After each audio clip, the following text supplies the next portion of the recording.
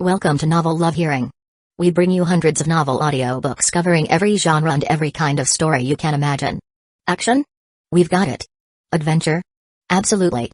Horror? Of course. Whether it's the legendary Uchiha massacre or outrageous tales like stealing Naruto's and Sasuke's women, you'll find it here. From epic series like One Piece, Bleach, Fairy Tail, and Hunter x Hunter, to countless other adventures, our library has it all. Love novels but don't have time to read? No worries, just plug in your earbuds, sit back, and let the story take over. Good listening, and happy hearing. You should ensure your samurai take responsibility for maintaining order and calming the civilians. Absolutely correct. The noble official immediately nodded repeatedly. He waved his hand and summoned a trembling guard samurai who had been following closely behind him, directly relaying Tsukumo's suggestion without altering a single word.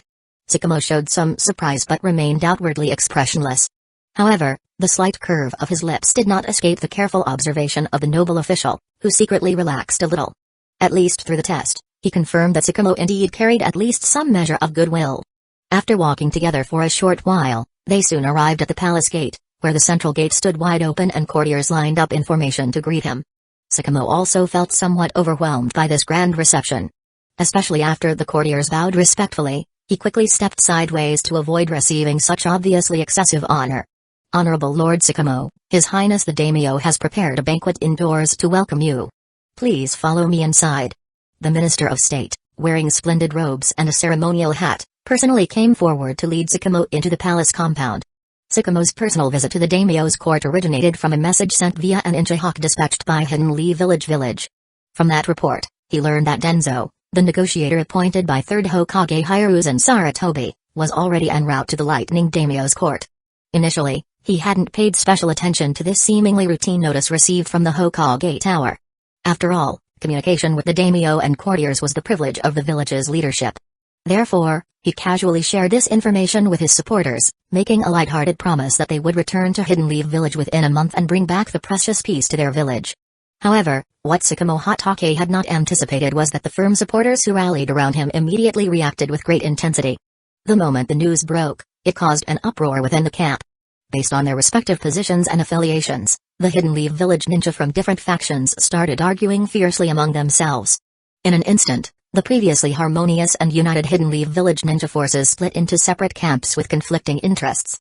Tsukumo Hatake's supporters unanimously believed that the trop leader's intervention at this critical moment was like snatching food right from their hands. Especially provocative was the decision to send Denzo. Already a controversial figure known for his questionable methods. As the negotiator. This act undoubtedly ignited the fury of many senior jonin who were well aware of Denzo's true nature. Except for the 3rd and a handful of martial faction ninja who favored Denzo, practically no one in Hidden Leaf Village held any goodwill towards this man often referred to as the Maggot of Darkness. Few believed that someone who adhered to the philosophy of zero-sum game like Denzo would leave them even a shred of benefit.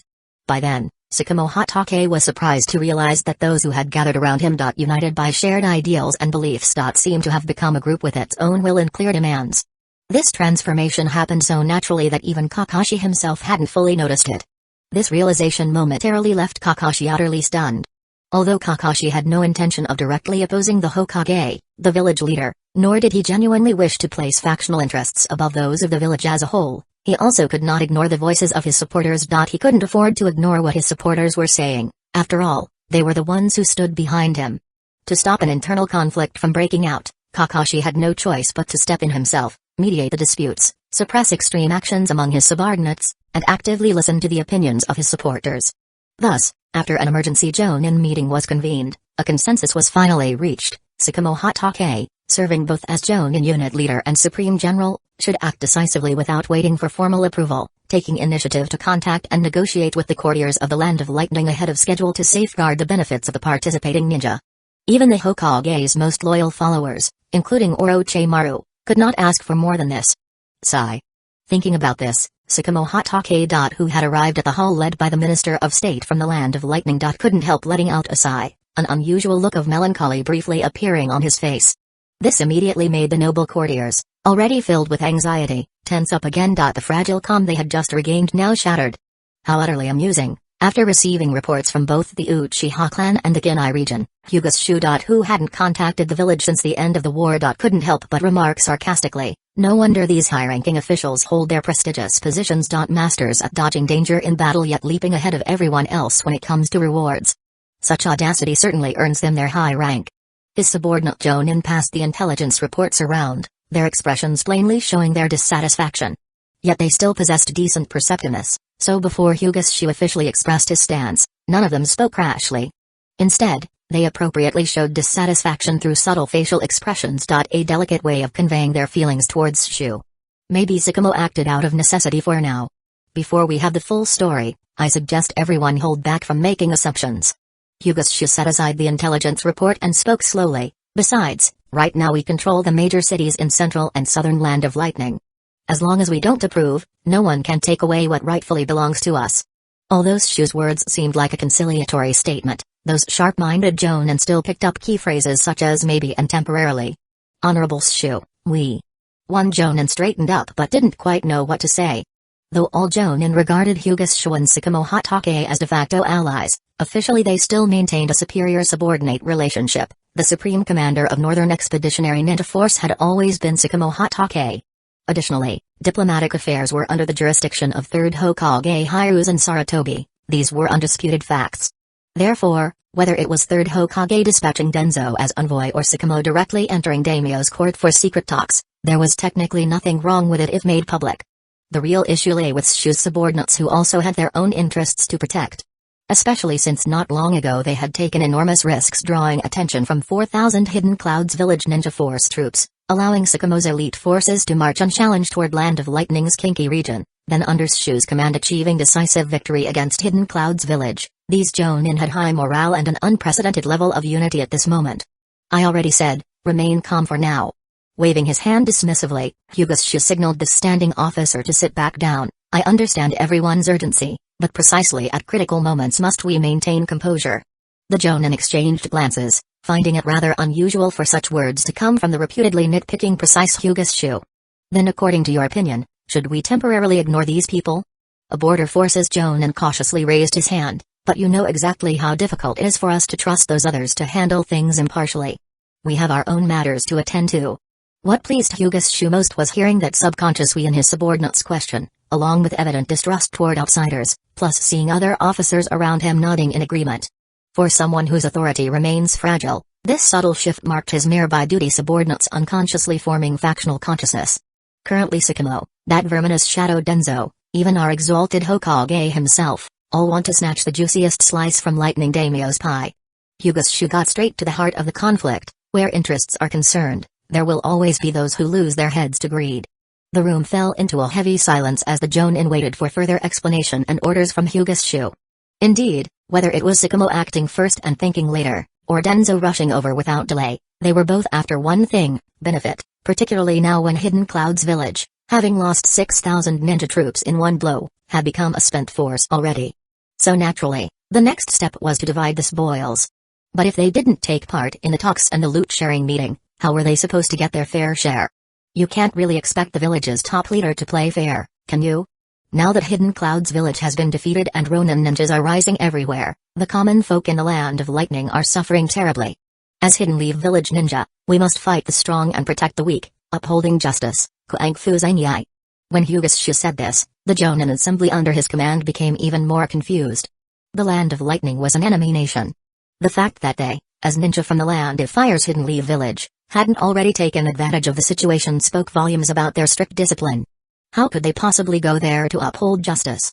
And what did that phrase even have to do with ninjas, who charged exorbitant fees for every little thing? What I mean is, we should raise the heavens by 3 feet, an idiom suggesting righteous transformation, in the Land of Lightning. Hyuga had to patiently explain. Yet all the Jonin, including Miharu Uchiha, still looked puzzled. I'll just say it plainly. Our previous plunder wasn't nearly thorough enough, our resource collection lacked sufficient detail. Now, various districts in the Land of Lightning have practically no defensive forces left. It's the perfect opportunity to strip them clean. Shu sighed and put his plan into plain words. As for how the negotiations at the daimyo's court go, don't worry about that for now. Anyway, over a dozen districts in central and southern Land of Lightning are already in our hands.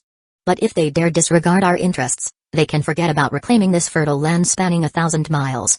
Honorable Lord Shu is indeed wise. It finally clicked for the Jonin assembly. So this was what he meant by upholding justice and raising the heavens by 3 feet. The upper ninjas all expressed that they had truly learned something new today. Chapter 155, The Four-Way Split. After defeating Hidden Cloud's village's force of 4,000 ninja, Hyuga's mobilized ninja force had also suffered significant losses. Aside from the wounded, he now had only about 1,700 ninja remaining, nearly half of whom were clan-affiliated ninja temporarily conscripted during wartime and placed under his command. Therefore, in truth, the only forces Shu could directly control were his veteran subordinates from the Northern Border Defense Force. Those who had remained through repeated personnel rotations and battlefield experience. Among these veterans, due to the unit rotation system previously proposed and implemented by Sakamo Hatake, all remnants of the original Hokage-aligned faction had been completely purged.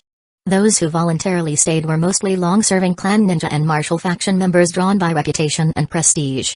Though their overall strength wasn't particularly impressive, Shu still valued them highly. After all, no matter how powerful an individual might be, one always needed followers to handle menial or exhausting tasks. Otherwise, it would severely damage one's standing. The decision not to interfere in the ceasefire negotiations with the Lightning Daimyo was similarly based on a realistic assessment of his own power, hence why he hadn't recklessly involved himself. However, the current situation in the districts across the Land of Lightning was now very different. Especially in the central and southern districts, 3 Hidden Clouds village battalions had moved southward before the war to reclaim lost territory and conduct widespread crackdowns against disruptive black market ninja and ronin, resulting in a significant stabilization of local public order. Yet since Hidden Leaf Village and Hidden Clouds Village remained officially at war, and most of the former regional noble guardians had perished amid uprisings and rampant rogue ninja activity, the noble heads residing at the daimyo's court were unwilling to return to their estates amid the ongoing conflict and re-establish governance. As a result, military rule by Hidden Clouds Village ninja had essentially taken over administration in central and southern areas. After Shu defeated Hidden Clouds Village's forces, these regions effectively entered a state of power vacuum. However, after several rounds of warfare, most of the ambitious figures lurking within the civilian population and underground factions of the Land of Lightning had already been eliminated. Therefore, social order would remain relatively stable for the short term without major disruptions. In such a situation, without a strong centralized ninja force or any prominent local powers capable of uniting public opinion, it became the perfect time to exploit resources aggressively. Therefore, once determining the current mission objectives for his ninja force, Shu began dividing up territorial control. The southern 5 districts and 10 central districts. Altogether 15 cities in total. Even if we deployed every last operative we have, each district would only get about 100 agents. Far too few for fine-grained tax collection or comprehensive suppression operations, explains Shu as he unrolled a map of the Land of Lightning and laid out his plans to the assembled Jonin. With time short and the workload heavy, we need to zero in on the key question: how do we extract maximum value? If anyone has suggestions or opinions that are feasible and practical, please speak freely. Looking at the expectant Jonin assembly, Hyuga Shu wore a very amiable smile. Please rest assured, I hate nothing more than making unilateral decisions. There will absolutely be no retaliation or suppression. The Jonin assembly remained silent. If they actually believed such irresponsible nonsense, they wouldn't deserve their rank as Jonin. Moreover, Hyuga Shu had always been known for his iron-fisted decisions. He had never had anything to do with taking advice humbly.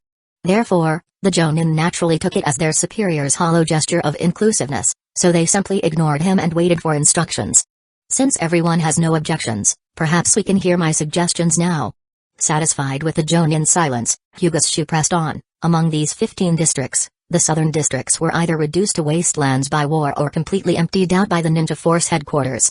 Therefore, I plan to designate 5 southern districts as a unified military administration area under our direct control. The Jonin assembly naturally had no objections. Since it would be a militarily controlled zone directly administered, that meant everyone would receive a share of the proceeds, simultaneously indicating that the 10 central districts containing the most lucrative resources. As for the 10 central districts, they shall be divided into 5 tax regions, each consisting of 2 districts, with each region managed by a senior Jonin responsible for cleansing and taxation collection. As soon as Hyuga Shu finished speaking, the Jonin assembly immediately burst into murmurs. At this point, they roughly understood what Hyuga Shu meant.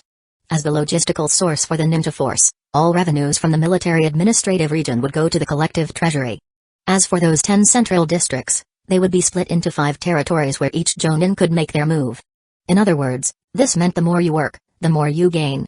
Even some usually indifferent Jonin couldn't help but feel excited at this point. These 5 tax regions will be allocated based on the principle of fairness and justice through the tax farming system. Hyuga's Shu raised both hands, motioning for quiet while smiling. The Jonin who promises to pay the highest amount of taxes to the Ninja Force Collective Treasury will obtain the corresponding tax farm commissioner position, along with being entitled to mobilize up to 200 ninja from headquarters for assistance. Half of the collected tax revenue would be directly shared among the Ninja Force itself, meaning even those not personally participating in local tax collection operations would still benefit. Honorable Leader's Shu is wise. Now the Jonin Assembly had no choice but to praise Hyuga's Shu. In their view, this system was absolutely brilliant. Ruthless Jonin could bid for tax collection rights while those unable to act harshly could still enjoy passive income. Although ultimate earnings might differ, at least everyone received their share. For ninja accustomed to earning money through mission execution alone, this was truly a golden opportunity dropped from the sky. Although this tax farming collection would surely cause great damage to the Land of Lightning's 10 central districts, no ambitious ninja, particularly those bold enough to volunteer for tax farming management rights, would genuinely care about such consequences. As for those remaining Jonin who still retained slight morality or made relatively moderate tax promises, they could peacefully wait for their deserved portion to smoothly lend in hand. All in all, this was indeed a decision pleasing to everyone. Since none of you have objections, we'll proceed with the bidding at 8 o'clock tomorrow morning. You Jonin can use the remaining time to contact each other in advance and form teams, so we don't waste time organizing after the bids are finalized. Hyuga's Shu very considerately lifted the communication restrictions within the ninja forces.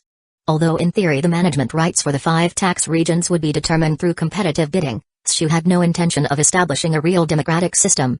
After all, where there are tenders, collusion and predetermined selections naturally arise. Those things were totally normal and completely expected. Moreover, Shu already had his preferred candidates in mind.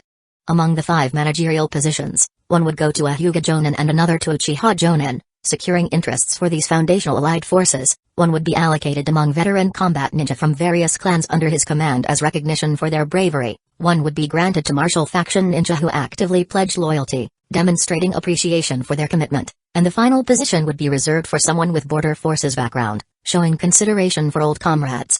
This arrangement ensured everyone got their slice of the pie. Just as Shu was carving up the proverbial pie, Tsukumo Hatake's negotiations were going surprisingly well. The demands from his loyal ninja were actually quite simple. They insisted on receiving substantial compensation from the Lightning Daimyo, essentially war reparations. Different from direct village allocations, Tsukumo's supporters wanted the payments coming directly from the Lightning Daimyo himself rather than being filtered through the village, which everyone knew would take its cut first. With the village treasury widely known to be strained, and the Hokage faction currently facing severe budget constraints, this mutual distrust forced the relatively conscientious Tsukumo to request an uncomfortably large sum in front of the Lightning Daimyo. The purpose of our ninja force entering your domain was solely to quell the Chotki rebelling against legitimate authority and threatening peace within your noble and sacred territory. We humbly apologize should our actions have caused any disturbance. After completing this formal defensive preamble, Tsukumo's face slightly reddened as he hesitated before continuing. While eliminating these threats to peace, our unit suffered significant losses. Combined with our heavy ongoing responsibilities, regrettably we couldn't adequately alleviate your concerns or resolve pressing issues. We respectfully ask for your understanding. Tsukumo doubted if these words meant anything, or how the courtiers would even respond. Still, he went ahead and played his trump card. Based on these actual circumstances and difficulties, I sincerely request that your majesty consider our sacrifices made for the common good of the 5 great countries, our long-standing friendly relations between nations, and the efforts of us Hidden Leaf Village ninja traveling far distances to protect righteousness and eliminate aggressors. State your demand directly. The Minister of State finally snapped, interrupting Tsukumo's diplomatic detours regardless of the current setting. 8 billion ryo. Tsukumo Hatake gritted his teeth and finally revealed his exorbitant asking price.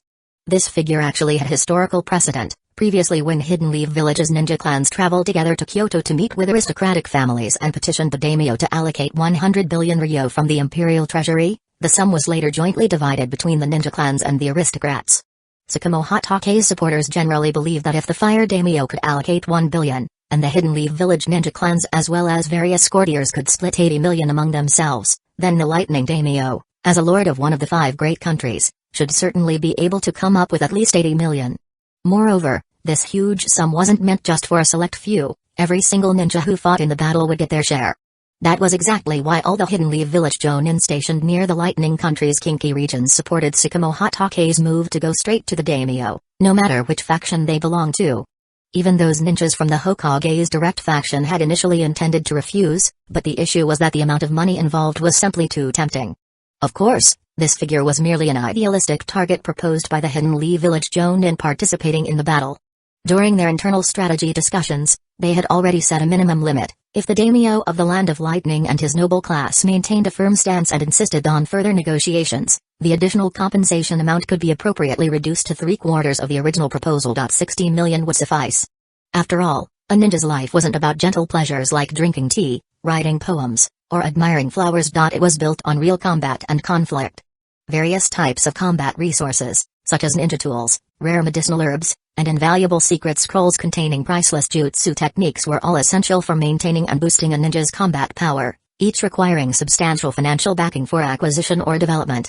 Thus, for ninjas, they deeply understood the importance and endless consumption of wealth, never believing that accumulating excessive riches was unnecessary. What about payment via kinka issued by the Lightning Country? The Minister of State spoke once again, even showing some eagerness. Agreed. Tsukumo Hatake first showed surprise, then immense joy. But immediately after, he felt regret. Was his initial offer too low? He should have gone all in from the start and asked for 100 million. Especially since they weren't offering paper currency as expected, but rather kinka coins, which functioned as universal hard currency and equivalents. Tsukumo Hatake was practically dizzy with joy. This was just too good to be true. Even the fire daimyo hadn't been so generous. Given this, 7 days should suffice. Within 3 days. Before the Minister of State could finish speaking, the Lightning daimyo directly interrupted him. The allocated compensation period was instantly shortened from 7 days to within 3. Your Highness, your wisdom is beyond compare. Tsukumo Hatake's loud proclamation came straight from the depths of his heart, filled with sincere admiration. Thus, the special reward of no less than 80 million was easily obtained. Whether it was Tsukumo Hatake who had no idea just how wealthy the daimyo truly was, or the Lightning daimyo and courtiers who feared the might of the Hidden Leaf Village ninja forces like terrifying beasts, both sides felt they'd scored a huge win. In the end, everyone felt satisfied and content.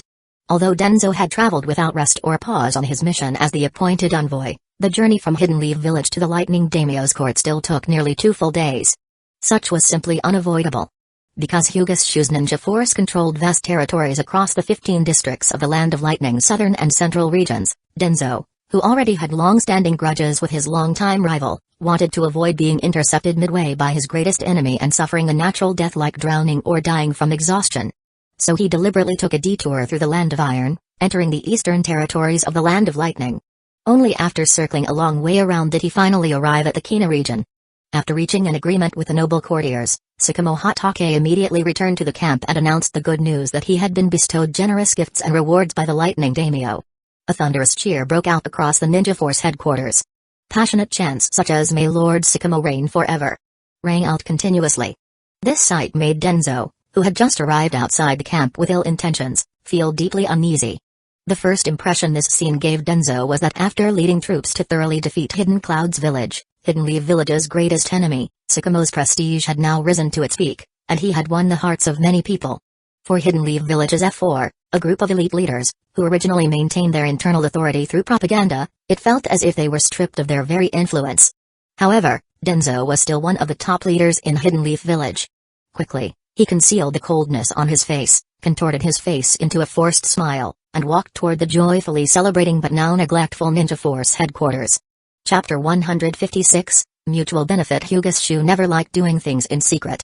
In fact, his innovative territorial contracting and tax farming reforms, unprecedented in the ninja world, shook the Hidden Leaf Village to its core and spread like wildfire across Hidden Leaf Village overnight. Yes. Even though he was still stationed in the Land of Lightning, news of this had already swept through the upper echelons of the Hidden Leaf Village. Shu did this on purpose. After all, if those Jonin wanted to offer a high price, they couldn't rely solely on personal enthusiasm to make decisions. So he deliberately looked the other way, allowing wave after wave of ninja hawks to fly non-stop from the camp toward Hidden Leaf Village. For Hidden Leaf Village, this would definitely become a sleepless night. The tax farming proposal made by Hyuga's Shu was an extremely novel attempt. It also largely resolved the issue of cash flow in the post-war occupied zones. Now they wouldn't have to wait for approval from the Hokage Tower when dividing war spoils. Not that they looked down on war reparations from the defeated nation, but with such guaranteed income, Even declining clans could now provide pensions to families of fallen clan ninja without having to wait for funds to be dispersed from the Hokage Tower. This greatly alleviated the financial strain and logistical burdens faced by each ninja clan in the aftermath of war.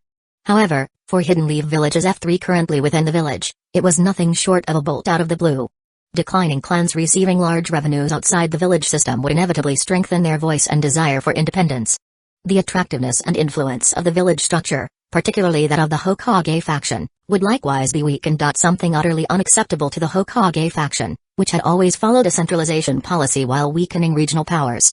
After all, compared to commoner ninja who had extremely low success rates and relied solely on overwhelming numbers. Even the most ordinary ninja from fallen clans who lacked KK Genkai and possessed only common chakra natures were still far superior in talent and temperament. These ninja from declining clans were precisely one of the major sources of fresh blood supporting the status of the Hokage faction. Given this, the Hokage faction naturally would not sit back and let Hyuga's Shu go unchecked. Yet the problem was that, within just one night, even Hiruzen Sarutobi. The third Hokage who had governed Hidden Leaf Village for decades. Was left without any effective countermeasures against Shu, unless he personally traveled north to forcefully seize control of the ninja force headquarters. Especially since Shu's authority came as a special privilege granted only after negotiation with the Ninja Clan Summit, any attempt by the third Hokage to strip him of power would face backlash from other clans, possibly pushing the current favorable situation dangerously close to civil war. More importantly, when Hidden Leaf Village's F3 learned that Tsukumo Hatake had independently negotiated peace with the daimyo of the Land of Lightning and received an enormous reward of 8 billion ryo, they immediately went into absolute uproar.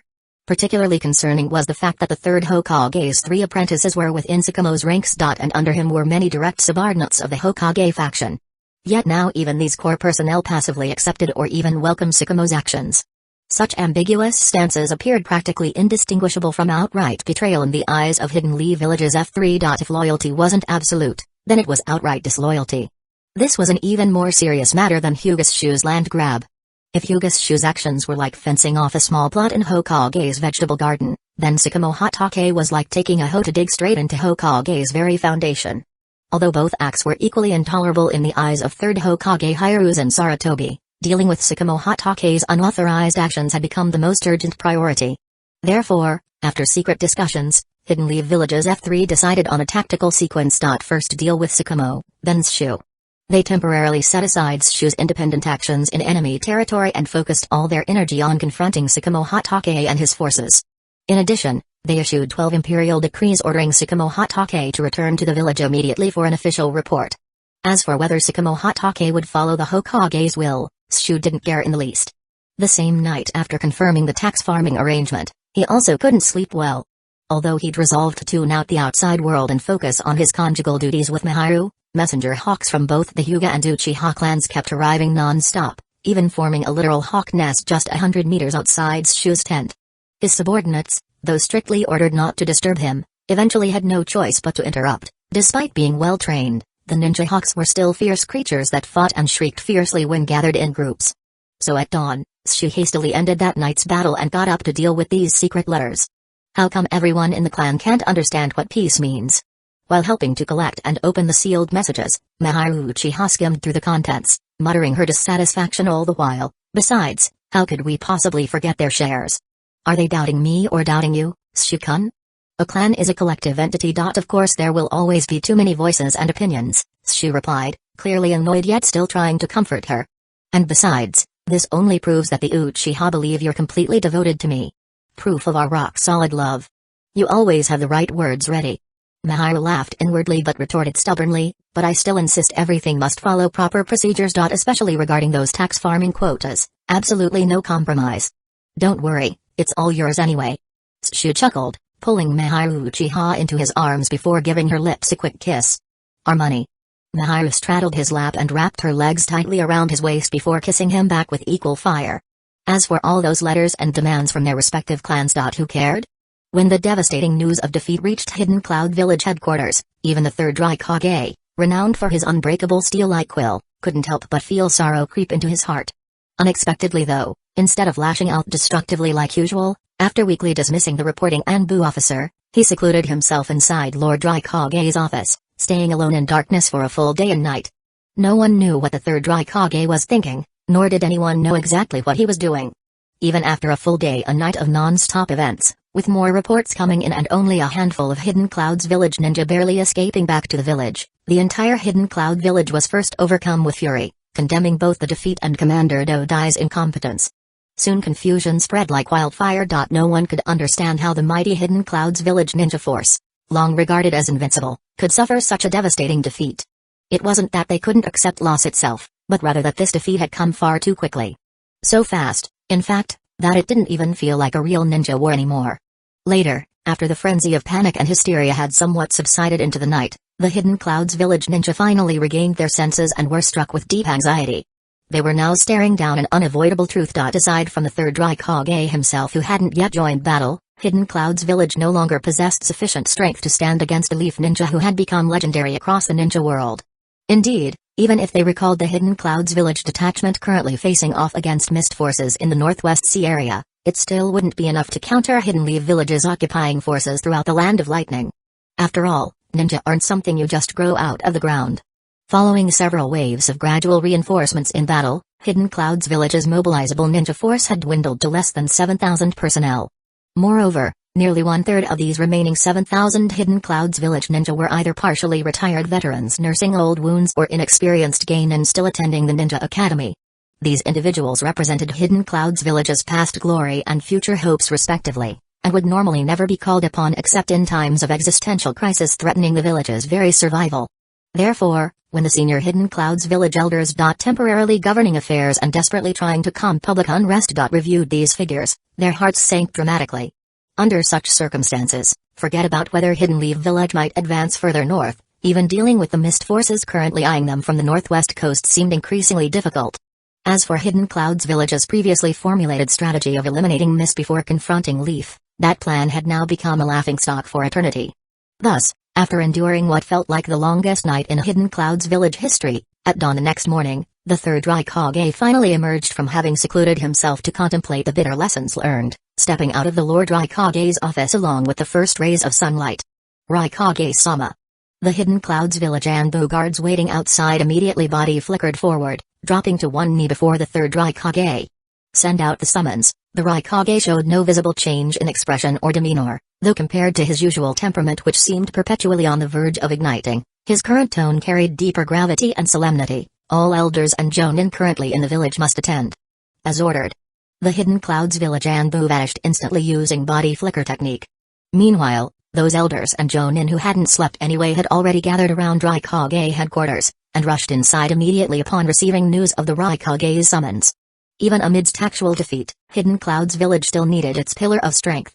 This temporary concession will ensure future chances for advancement. During the emergency meeting of Hidden Cloud's village's top leadership, the grim-faced third Raikage declared a decision that defied tradition. The village has already lost its capacity for continued warfare, therefore. He paused briefly, unwilling to continue further. The Hidden Cloud's village jonin and elders, on the other hand, remained silent. Regardless of their political views or factional affiliations, they all bowed their heads and kept quiet at this moment. They lacked the courage to face such a brutal reality, let alone shoulder such a tremendous responsibility. I've made my decision, the third Raikage said at last, his eyes scanning the room. We shall surrender to Hidden Leaf Village. Whoa. A wave of shock immediately swept through the meeting hall. They'd half expected it, sure, but not that the third Raikage would come right out and say it. It would have been better if he'd used euphemisms like ending the war or seeking peace. We obey. However, after a brief silence, the elders and jonin present responded in unison. There was no way around it. From now on, Hidden Cloud's village will enter a time of hardship, the third Raikage solemnly declared, but I urge you all to remember today's humiliation. Justice will have its day.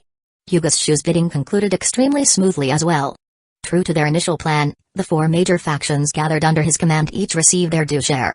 As for the 5 lucky individuals, or rather, representatives of their respective factions behind them, they happily departed with their subordinates toward the tax regions, eager to experience the aristocratic pleasure of ruling over the masses and hoarding everything. Meanwhile, at noon on the same day, Sakamo Hatake arrived at Hyuga's shoes camp, disregarding his subordinates' advice and accepting the village's decree to return. As if completely unaware of Sakamo Hatake's recent meeting at the Land of Lightning's gates, Shu warmly hosted him anyway with a banquet. The feat accomplished by Lord Shu could indeed be considered the greatest achievement of this great ninja world war. After several rounds of drinks, The easily tipsy Sycamore Hatake finally slurred out, 4,000 Hidden Clouds Village ninja fell in a single day, truly shattering their backbone beyond recovery. Is Hidden Clouds Village preparing to surrender then? Shu casually asked a question. That seems to be the case. Shortly after Denzo entered the city to meet with the daimyo, Hidden Clouds Village's envoys seeking peace negotiations also arrived at the daimyo's court. Sycamore Hatake took another sip of sake. Precisely because of this, I was able to put down my burden and return to the village. I see. Shu smiled slightly, but said nothing more, merely lowering his head to eat some smoked meat. I've already instructed Kaorio. Out of the 80 billion compensation, 20 billion will be reserved for you. How you distribute it will be entirely your decision. Sycamore Hatake poured himself another cup of wine, though honestly speaking, your imagination truly exceeds anything I could ever envision. You're referring to the tax farming system. Tax farming, a practice where powerful groups are allowed to collect taxes on behalf of the government, often with little oversight. Hyuga smiled. It's nothing more than barefaced looting, hardly something noblemen would admit to. Enough of that. After a moment of silence, Sycamore Hatake slowly spoke again. Whatever the case may be, I suggest you avoid such matters in the future. After Hidden Clouds Village surrenders, there likely won't be opportunities like this anymore anyway. Shu chose to sidestep the question. That's true too. Sycamore Hatake didn't seem inclined to press further. He nodded and poured himself another cup of sake. From Hyuga Shu's perspective, although Sycamore Hatake seemed outwardly unchanged despite clearly being drunk, there was something off about him. A subtle sense of decline. How had he changed so much in such a short time? Hic. Sycamore Hatake let out a hiccup before asking, Shu-san, may I ask you a question? Go ahead. Hyuga Shu raised his cup in response. Never mind. But after raising his cup and hesitating for a long moment, Sycamore Hatake finally shook his head and kept his question to himself. He had originally wanted to ask Hyuga Shu whether he had personal motives, but upon thinking it through, he realized it was probably a foolish question after all. Was it really fair to expect every ninja to be a saint? After all, even he himself. The Jonin unit leader who claimed to inherit the will of fire and stood among Hidden Leaf Village's top leaders. Had acted unilaterally for factional interests, ignoring the Hidden Leaf Village's decision-making body. So, how could he possibly still have the face to ask such a question?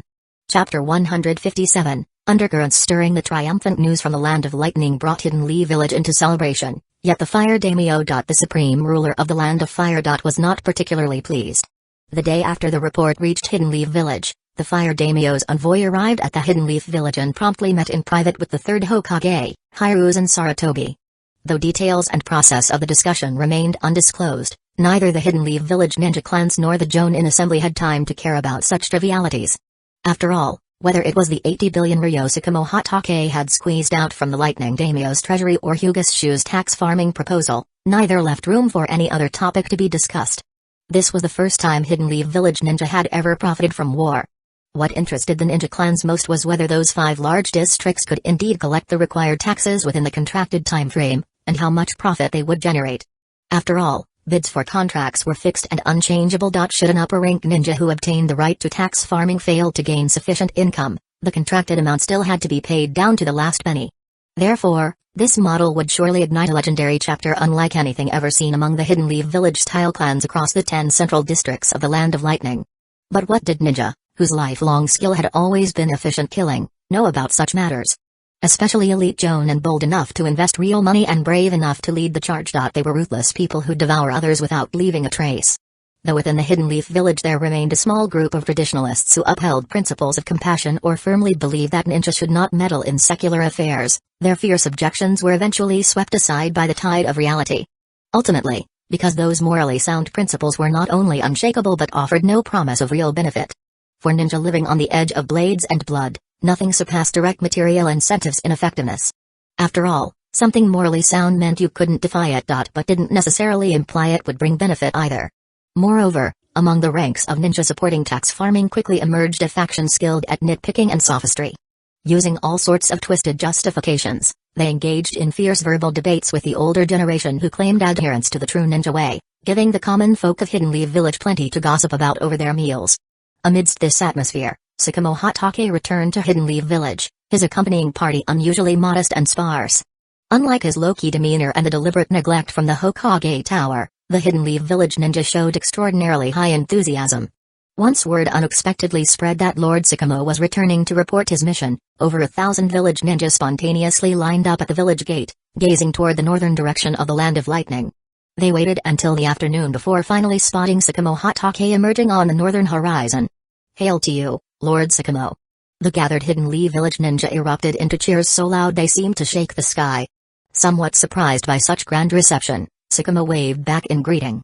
Meanwhile, high inside the Hokage office atop the seat of Hidden Leaf Village's power, Third Hokage Hiruzen Sarutobi and his two advisor elders silently observed the unprecedented spectacle of Sakamo's return through a crystal ball. The hearts of the people have scattered, and leadership has become difficult. Third Hokage Hiruzen Sarutobi observed for a while but eventually could not bear to continue watching. He flicked his hand, dispelling the telescope technique, then let out a deep sigh. "We cannot allow Master Tobirama's life work to vanish in our hands," Hamura Midokado said with a gloomy expression. "Hiruzen. This time you absolutely cannot hesitate anymore." "Exactly." Koharu Utatane immediately added, "Undoubtedly, Sakamo is an exceptional ninja. But those ruthless warmongers surrounding him are far less honorable." As the village's Kage, Hamura continued slowly, "It's time for you to demonstrate the firm resolve of a Hidden Leaf leader. Otherwise—" He paused briefly before continuing, "Denzo probably won't last much longer." After Sakamo Hatake resolutely returned to the village despite opposition from his subordinates, Denzo. Who had been supporting peace negotiations at the Lightning Daimyo's court. Became a thorn in the side of the Northern Expeditionary Ninja Force. Particularly, Sakamo's staunch supporters wanted him gone more than anything else. In these loyalists' eyes, their beloved Lord Sakamo had been urgently summoned back to the village right when victory was practically guaranteed simply because someone wanted to steal the credit. According to the principle of suspecting whoever benefits the most, Sakamo's followers naturally turned their gaze toward the recently arrived Denzo. This extremely dangerous situation inevitably restricted Denzo's capabilities. Worse still, during this negotiation mission northward, he hadn't brought many trusted ninjas along due to the hasty departure. Therefore, he could only rely on trusted subordinates of the Hokage as backup. Even so, Denzo still didn't feel safe. Especially after Hidden Cloud's village's envoys also arrived at the Lightning Daimyo's court, Denzo encountered countless assassination attempts from Cloud ninjas. Although he ultimately escaped unscathed each time, Denzo fully understood exactly what these incidents signified.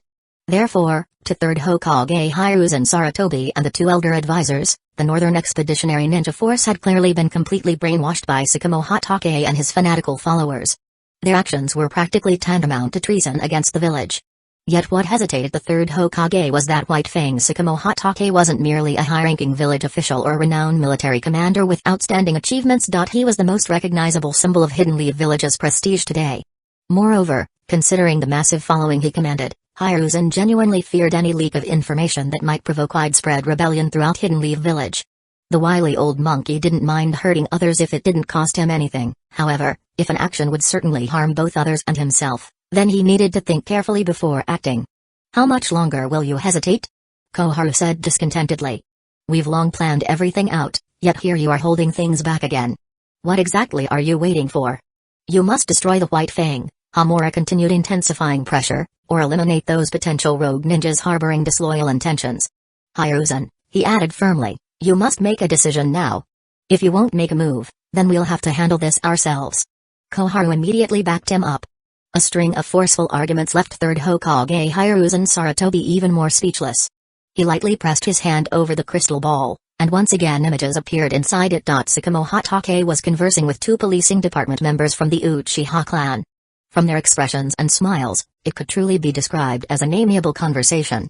"Then we'll proceed according to the original plan." Head bowed low, Third Hokage Hiruzen Sarutobi whispered under his breath, "You know, I never wanted it to go this far. If that's settled, then prepare to eliminate him." Koharu Utatane immediately rose and walked out the door. "Don't take it too hard. It was a decision made by all four of us, and frankly, you hesitated." Hamura Midokado offered what seemed like a well-intentioned word of comfort before also rising and departing. Soon after, the Hokage office fell into silence. Humphrey. Third Hokage Hiruzen Sarutobi pulled out his pipe and began smoking. His face, hidden behind swirling smoke, looked troubled and contemplative, his aged eyes fixed on the image within the crystal ball. Sakamo Hatake and the Uchiha ninja chatting so congenially together. No one could tell how long it was before the scene within the crystal ball shifted.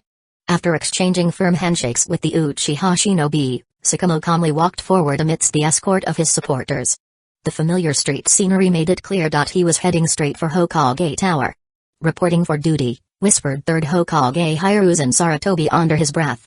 "Looks like the position of Jonin unit leader is no longer suitable for you, White Fang." Meanwhile, in the southern land of lightning where Hyuga's Shu was idly waiting for revenue and supplies to arrive, he received an unexpected visitor. The reason he was called a visitor was because this dark-skinned ninja carried no offensive ninja tools, made no suspicious moves when encountering patrols outside the camp, and instead directly requested to see Hyuga's Shu. Moreover, he obediently allowed the patrolling Hidden Leaf Village ninjas to seal his chakra. Even though he didn't announce his identity, based solely upon his physique, skin tone, and tattoos, the Hidden Leaf Village patrol unit quickly deduced that this individual was a Hidden Clouds Village ninja. Therefore, after reporting upward through the ranks, this mysterious guest from Hidden Clouds Village was secretly escorted and accommodated within the ninja force headquarters. However, Hyuga's Shu did not meet with him immediately. Instead, he kept him waiting for an entire day and night before finally ordering the man brought in for questioning at dawn. "Lord Shu, I am Hidden Clouds Village Jonin Karyo, sent here by the Raikage to request an audience." The moment they met, the Hidden Clouds Village ninja introduced himself, speaking with unprecedented deference. "Oh, Jonin Karyo, welcome. You must have had a tiring journey. Did you rest comfortably?"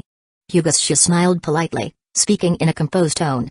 "If your accommodations or meals weren't to your liking, we can definitely rearrange them. Thank you for your kindness, Lord Shu, but my mission here is urgent. I've come with a specific request." Crow got straight to the point without further delay. "We heard that Captain A was captured by Lord Shu following his defeat in Hakone Prefecture. Could you please tell me about his current condition?" You mean?" Hyuga Shu hesitated slightly, as if just now remembering that he still had such a bargaining chip in hand. From memory, A had been overly defiant, so Hyuga Shu had handed him over to the Uchiha ninja of the intelligence units for handling. He wasn't sure of the current situation. Given his special status as a Jonin, Raikage area is being held at another location. Hyuga Shu's expression remained calm, his tone indifferent. "If your village wishes to negotiate a Jonin's return, may we speak directly with Lord Shu?" Karyo pressed on. "Of course. Everything can be discussed." Hyuga Shu gave a slight nod. "In that case, may I leave the camp temporarily to send word back to the village?"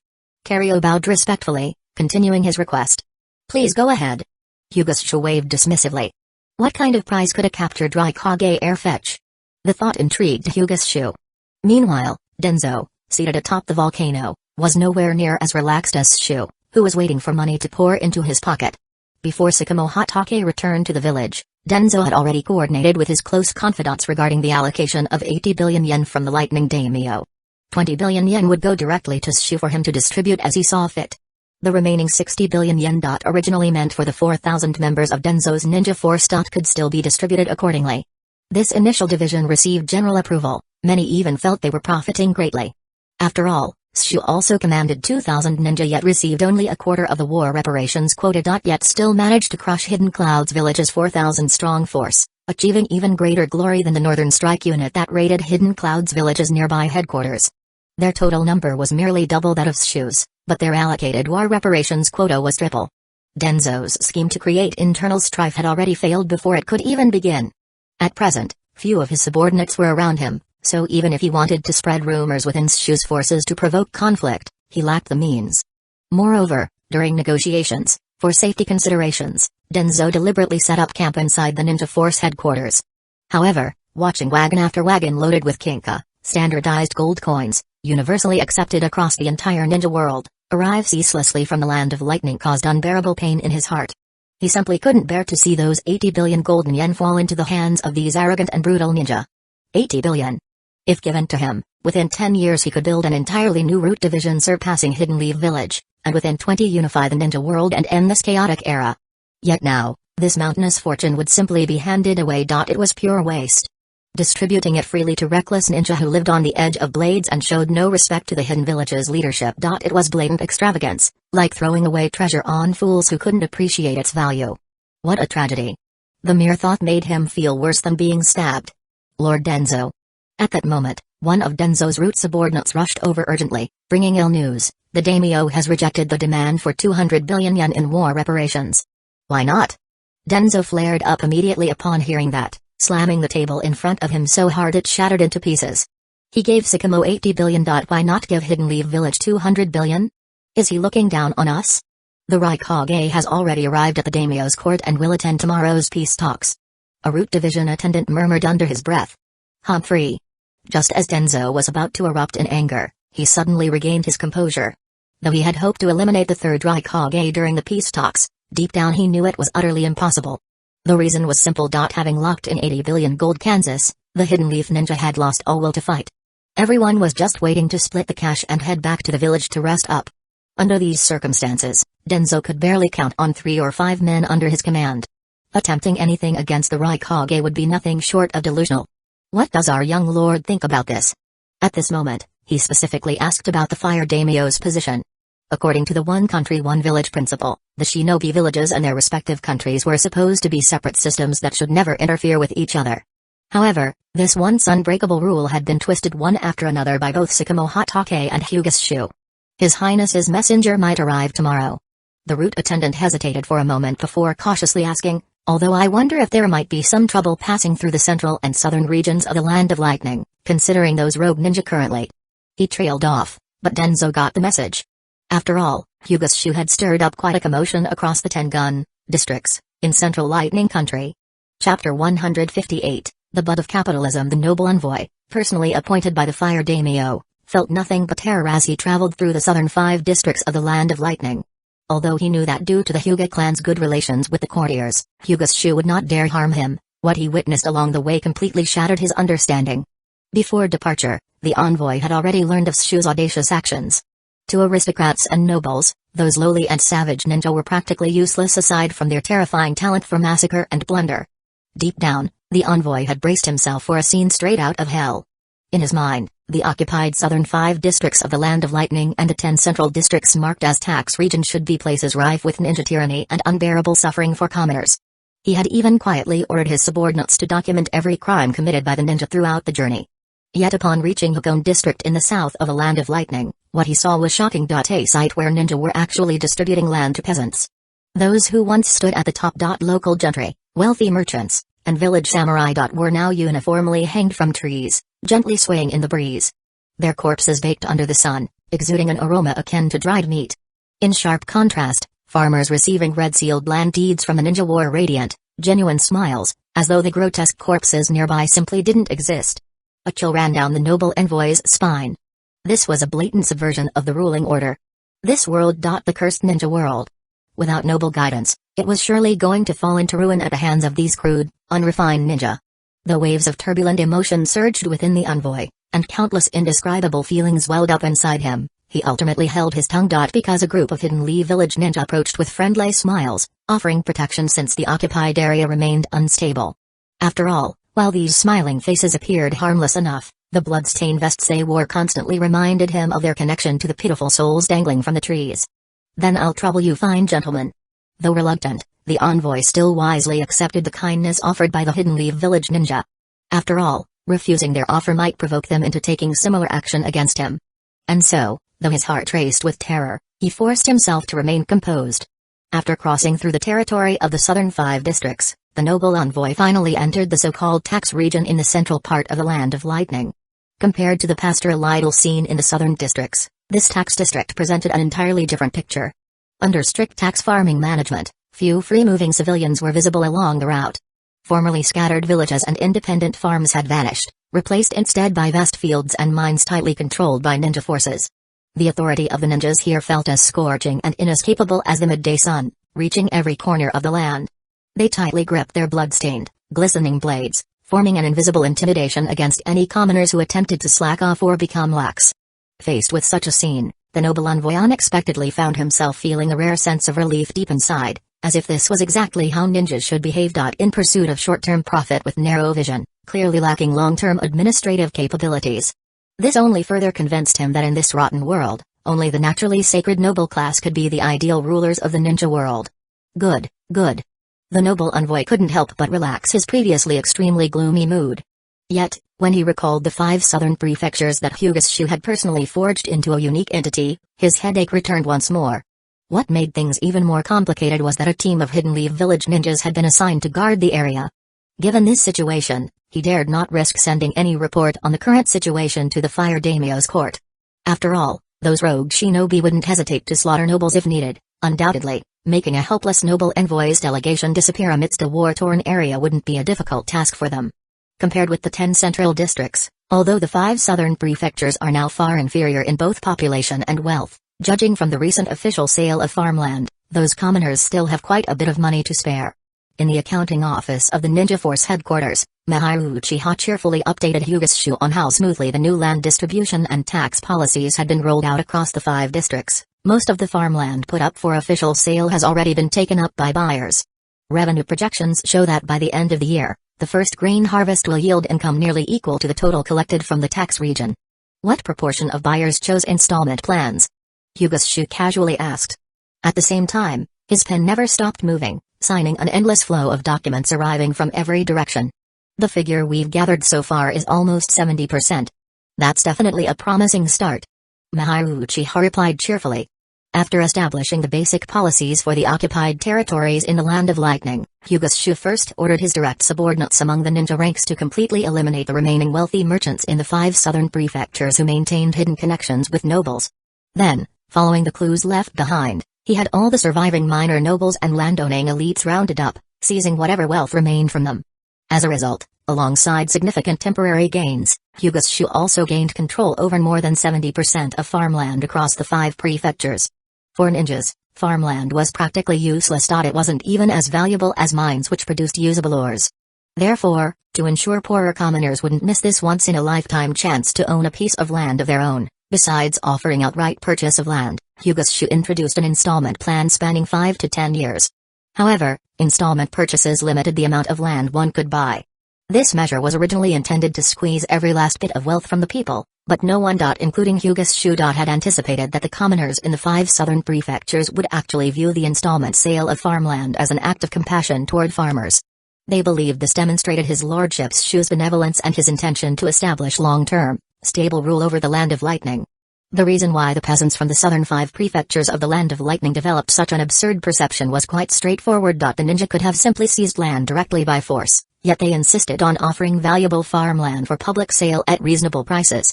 It clearly revealed the ninja's true intent to establish permanent, institutionalized control over the region. Upon learning of the surprisingly naive mindset among the common folk, Shu couldn't help but feel both amused and exasperated. However, he also noticed something significant. That these commoners, though once part of an enemy nation, showed little to no sense of national loyalty or fierce resistance. Instead, they behaved like compliant beasts of burden, silently accepting any changes imposed from above. In fact, after the old aristocrats were completely wiped out, these civilians became even more compliant, voluntarily paying the taxes due for that season according to the rates set by their former lords, while the ninja were busy tallying up assets seized from the nobility. Such high-quality human assets truly deserved better treatment. Therefore, based on his analysis of the current political situation and conditions within the Land of Lightning, Shu introduced a series of policies including immunization programs and tax reductions. Having barely stabilized the region in 2 days, he quickly rolled out another initiative, putting all previously confiscated farmland up for sale at affordable prices across the 5 southern prefectures. This relatively gentle method of draining every last drop of wealth proved much more effective than direct looting carried out personally by ninja forces. Especially those peasants purchasing land through installments had become ideal future revenue generators for the ninja regime. With nobles and wealthy merchants eliminated, direct governance over commoners promised to generate the most stable returns. The revenue generated from these 5 prefectures nearly equals that of 10. It's already quite impressive, Shu remarked with obvious satisfaction. This outcome matched his original plan perfectly. It also achieved exactly what he had intended from the beginning. Unlike traditional ninja ideology, Shu had a deep emotional connection to land and longed passionately to control vast territories. Thus, immediately after defeating Hidden Cloud's village's armies, he began planning how to establish lasting administrative control over the occupied territories.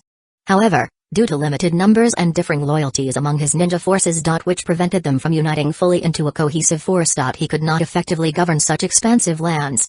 Therefore, Shu divided the occupied territory into 2 parts, retaining only control over the relatively barren southern 5 prefectures while outsourcing governance of the 10 central districts to become something akin to colonies. We are no longer facing food shortages, and minerals can be sourced from the tax regions. Our greatest shortage now is ninja personnel. Miharu Uchiha handed him a report while saying, even the weakest gain-in would be better than having absolutely no one available. The village probably won't send us additional troops. Hyuga shrugged, flipping through a report before tossing it aside. He pulled Miharu Uchiha into his arms as she sat next to him. In fact, they might even start withdrawing combat units from our command. They dare? Miharu Uchiha immediately flared up. There's not much they wouldn't dare. Hyuga's shoe kissed his lover's forehead, maintaining a calm tone. Sakamo returning to the village unexpectedly could lead to trouble. Che. Miharu Uchiha arched an eyebrow, finding her lover's assessment somewhat unbelievable. After all, whether considering strength or status, Sakamo Hatake was one of Hidden Leaf Village's most important figures today, and one of only 2 war heroes credited with defeating Hidden Cloud's village. Though the village didn't promote this publicly, and actively downplayed Shu's existence, none of that affected Miharu Uchiha's admiration for Hyuga's Shu.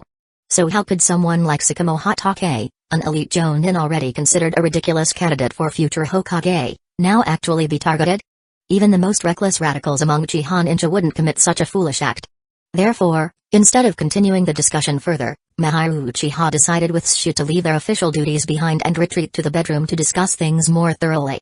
Meanwhile, the Jonin officers who were busily overseeing the 5 major tax regions alongside their respective ninja clans were feeling highly satisfied. Once they took direct control over civilian labor production, they realized managing it wasn't all that hard. It boiled down to assigning tasks, setting clear rewards and penalties, and enforcing them consistently. The only difference was that miners in high-risk mines, where deaths and injuries were common, received full meals and a small wage, far less than deserved, from their ninja overseers. Yet despite everything, civilians still flocked to the rebuilt mines, not for any grand reason, but simply because they could finally eat their fill and earn a wage. In contrast, establishing centralized farms faced more resistance from farmers, even cases of fleeing, especially among independent farmers unwilling to give up private land ownership for collective farming. This eventually forced the ninjas to brandish their blades. As for the bad habits of small-scale independent farmers and landlords, these quickly vanished in the face of bloody reality. Those who survived begrudgingly accepted the so-called great reforms pushed by the ninja. Those lucky few who escaped into remote mountainous areas became perfect hunting targets during the ninjas' leisure time. While squeezing every last drop of blood out of the tax regions, the ninja and their clans came to one shocking realization: nobles really can be this wealthy? Inside the Hyuga district, Hayashi Hyuga couldn't believe his eyes as he repeatedly flipped through dozens of operational reports from the branch house ninja managing the tax region. Seizing assets from the remaining nobles in 2 prefectures yields only 300 million. Hayashi Hyuga pointed out gently, these profits are just a drain on existing resources. And it's not even sustainable. This already covers most of the cost for leasing the tax region, Hayashi countered. Which means every single day afterward will be pure profit. And besides, he continued, Shu set only the annual leasing fee for the tax region, without specifying any fixed duration. Huh? Caught off guard, Hayashi momentarily lost his words. Could it be that his dear older brother also planned to follow suit, attempting to establish a separate power base exclusively for the Hyuga clan in the Land of Lightning? For the Hyuga clan, which had always maintained relatively peaceful relations with the noble courtiers of the Land of Fire, this might not necessarily be a good move. The reason nobles treated the Hyuga differently was mainly because the Hyuga themselves were part of the nobility, now belonging to the Hidden Leaf Village and no longer interfering in secular affairs. They occasionally helped the nobles deal with matters that could not be handled directly by the aristocrats themselves. Yet this certainly didn't mean the courtiers would welcome the day their ally. Or convenient proxy. Became independent. Not so fast, the Hyuga clan leader spoke slowly. The clan has its own plan. We simply need to wait for Denzo's negotiation outcome. As for Shu, do not have unnecessary contact with him for now. But Hayashi hesitated slightly. Ever since seeing the report on tax regions, his first thought had been to leverage family connections and get involved in the 5 southern districts of the Land of Lightning, currently monopolized by Hyuga's Shu, in order to gain greater benefits. Yet his father's words stopped those thoughts before they could fully develop. It's exactly our caution that kept the Hyuga strong through 1,000 years of chaos. Taking a sip of tea, the clan leader added calmly, and whatever he can obtain, the clan will eventually claim. As he said this, he pointed deliberately at his second son Hayashi's forehead. Caged bird. Instantly, both Hayashi and Hayashi understood their father's meaning. For any Hyuga ninja from the branch house. No matter how much trouble they caused. The main house always held final authority. Regardless of any strength disparity, they could effortlessly activate the cursed seal and kill them at will. That's how the Hyuga clan leader stayed completely composed even after Shu betrayed them like that. You may leave now, the clan leader waved dismissively. Yes, sir, the 2 brothers bowed respectfully and slowly backed away. Similar discussions were simultaneously taking place across all ninja clans. And even individual ninja families. Connected to the 5 major tax regions of the Land of Lightning. Suddenly, the status and abilities of ninja replaced previous hot topics like the dual village system or whether ninja should intervene in worldly affairs. Advocates who previously supported Hyuga's bold reforms now pushed hard for ninja to directly govern the ninja world as rightful rulers. The breath of Hidden Leaf Village stirred once more, setting motion to the windmill that had rested in silence for years. Chapter 159, Cautious probing. The weakness of the daimyo and noble courtiers exceeded the Hidden Leaf Village ninja force's expectations. This was the most intuitive feeling for the Hidden Leaf Village ninja forces currently stationed in the Kinki region of the Land of Lightning, ever since the Lightning Daimyo submitted and began paying war reparations. But when faced with Denzo, the nobles of the Lightning Daimyo's court held firm, making it clear, "You can take our lives, but not our money." They flatly refused. Peace or even surrender was fine, but keep paying war reparations? Absolutely not. Especially after the third Raikage led his negotiation envoy and arrived at the daimyo's court to participate in peace talks, the nobility gained some relief. Though they wouldn't go as far as shouting, "If you want a fight, bring it on." In the middle of talks, their attitude did grow increasingly firm. They no longer bothered wasting words or playing verbal games with Denzo. And this frustrated Denzo immensely. Although he desired to order the Hidden Leaf Village ninja forces to stir up trouble, unfortunately, neither the ninja stationed in Kinki nor Hyuga's directly commanded units. Currently busy scouring every last coin from local villages. Were willing to take orders from him. Even the Root Division ninja directly loyal to the Hokage had lost all interest in fighting after receiving their share of the war reparations. Each one simply longed to return to the village and enjoy the pleasures of victory. So, after secretly discussing matters with Orochimaru and learning about the current mindset among ninja ranks, Denzo ultimately felt numb with defeat. But there was the real problem. Tsukumo Hatake walked alone into the city to meet the daimyo and brought back 80 billion gold yen for the Hidden Leaf Village forces.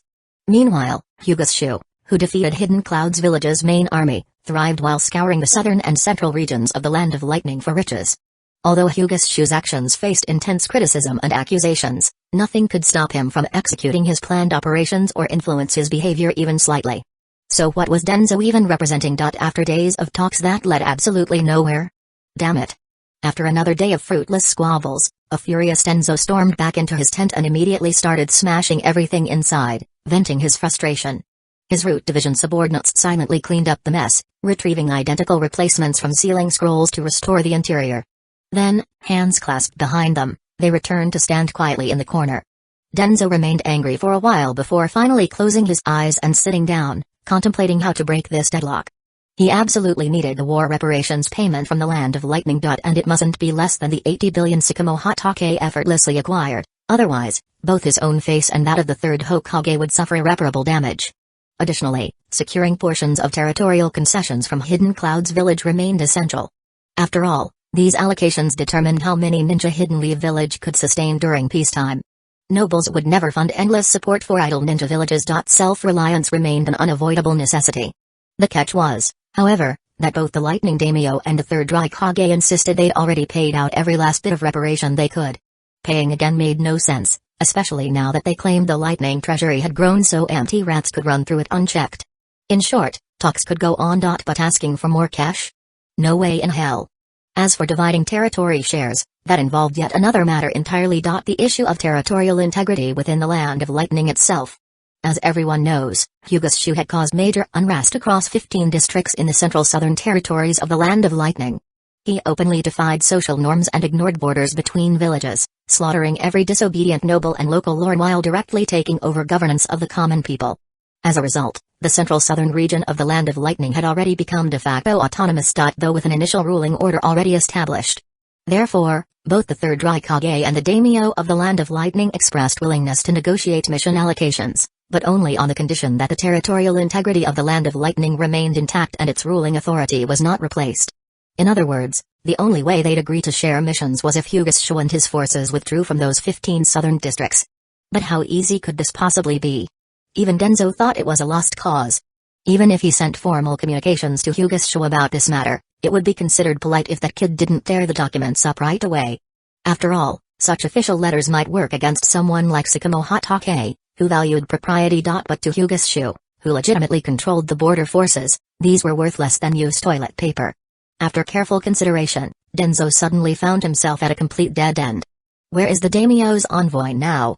After pondering deeply for a long time, Denzo suddenly had an idea. A trick play. And immediately asked, is the route safe? Has that Byakugan brat given them any trouble? A report came in an hour ago, a member of Root quickly answered. The envoy has passed through the Central Territories and is about to enter the Kinki region. Based on their current progress, they should arrive at the daimyo's court in roughly 3 hours. Any unusual activity from that Byakugan brat? Denzo pressed further. No suspicious movements have been reported yet. However, there are ninja from a border force accompanying and guarding them. The subordinate carefully chose his words, trying to sound neutral. Also, the border forces have maintained continuous communication with the ninja force headquarters, which is how we learned about this situation. Orochimaru didn't mention anything about this to me. Denzo's eyelid twitched as his expression turned serious. This has nothing to do with Orochimaru-sama. Not entirely sure how his superior's mind worked, the subordinate simply replied honestly. The border forces report was only delivered to acting commander Kaorio Jonin, then made public to the joint Jonin council by him. So they've been colluding all along. Denzo muttered under his breath, clearly furious. Everyone in Hidden Leaf Village knew how close Hyuga's Sho and Sakamo Hatake were, so the Root agent said nothing more, bowing respectfully while waiting for further orders. Tell me, Denzo finally said after a pause, you're saying the envoy won't run into any real trouble, correct? If the trouble is big enough, then yes. The subordinate instantly understood his boss's intentions but still diplomatically hinted at the difficulties based on reality. But I'm guessing some kind of attack. Or at least a scare. Is bound to happen along the way? Denzo voiced his opinion. Even if the noble envoy doesn't get seriously hurt, there still needs to be some kind of consequence. Besides, with the ninja forces already demoralized, everyone is indulging in looting and neglecting their duty to eliminate Hidden Cloud's village stragglers. What Denzo said was practically a direct threat. In that case, 3 squads of Hidden Cloud's village rogue ninja will probably attack the envoy. However, they must complete their mission within 1 hour, otherwise, the envoy will enter the patrol zone of the ninja force headquarters. Also, we don't know about the noble envoy's physical condition. Whether he'll just be frightened or actually injured during the attack. A Root division subordinate immediately responded. 3 squads, within 1 hour. Though somewhat acceptable, Denzo thought it prudent to suggest, there would be much better chances with 5 squads. That's too tight of a time frame, Honorable Denzo, the Root subordinate replied helplessly. After all, Denzo didn't have many Root ninja under his command. They were identity-less operatives who specialized in covert dirty work. Available forces were already extremely limited. Being able to field 3 squads meant pulling even those normally assigned for covert protection duties. Furthermore, since Denzo himself was the chief negotiator of the diplomatic envoy, he couldn't openly use Root ninjas posing as part of the official escort team for this kind of task. There were plenty of Sakamo Hatake loyalists in the camp keeping a close watch on everything happening around Denzo's tent. This was exactly why he emphasized the 1-hour window. Because this was when the noble envoy sent by the fire daimyo would cross into a lawless zone between 2 areas controlled by Hidden Leaf Village ninja forces. That would be their only opportunity. Trying to mobilize more Root ninja from other locations or use sleeper agents embedded within Anbu would be impossible at this point. The noble envoy is, after all, an emissary dispatched by His Highness the Daimyo, bearing crucial negotiation responsibilities. He shouldn't actually be killed during the attack, right? Denzo quickly stopped focusing on these secondary details and directly laid down the bottom line. Understood. The Root subordinate immediately bowed in obedience before vanishing with a body flicker technique. Sigh. After finishing a grueling, day and night negotiation with Sakamo Hatake, 3rd Hokage Hiruzen Sarutobi mechanically filled his pipe with tobacco. Despite feeling completely exhausted, he absent-mindedly puffed on what used to be his favorite tobacco. Even though tonight, it tasted like nothing at all. Smoke curled upward like thin mist, partially shrouding his weathered face and casting a deeper shadow of solemnity. Knock knock. Who knows how much time passed before a familiar rhythmic knocking suddenly came from outside the Hokage office. Come in. Without even looking up, the 3rd Hokage called toward the door. Creak. The door opened accordingly, as Hamura Midokado and Koharu Utatane walked in. However, once inside and after closing the door behind them, neither spoke further. Hamura simply walked over and sat down on his usual sofa, while Koharu placed a small lunchbox onto the elderly Hokage's desk. Eat something first. Don't rush. Hamura Midokado muttered beside him, then took out a pack of cigarettes from his robe and lit one for himself. Koharu Utatane said nothing, silently sitting down on the sofa on the other side. You both already know the result. Hiruzen Sarutobi felt slightly surprised. He pulled the bento box offered by his old friend closer, opened the bag, and saw that it contained his favorite dumplings, grilled eel, and pork bone ramen. These two old friends had truly gone the extra mile this time. How could we not know? Homura shook his head with a sigh. How many years have we known each other? Do we really need to say more about something like this? That's true. Hyuga nodded in agreement, then began devouring the ramen heartily. Although his abilities hadn't declined significantly, age had taken its toll. After battling wits with Tsukumo Hatake around the clock, keeping his nerves taut constantly, Hyuga had become starving to the point of feeling lightheaded.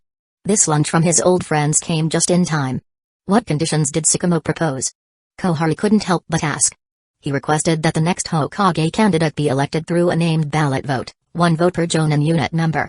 Hyuga paused briefly with his chopsticks, then casually revealed the content of their discussion before resuming his voracious consumption of the tasteless grill deal. Only after getting his strength back could he get straight back to work and plan for what was coming next. This is certainly something only the White Fang would dare do. Homura inhaled sharply, amazed at Tsukumo Hatake's audacity.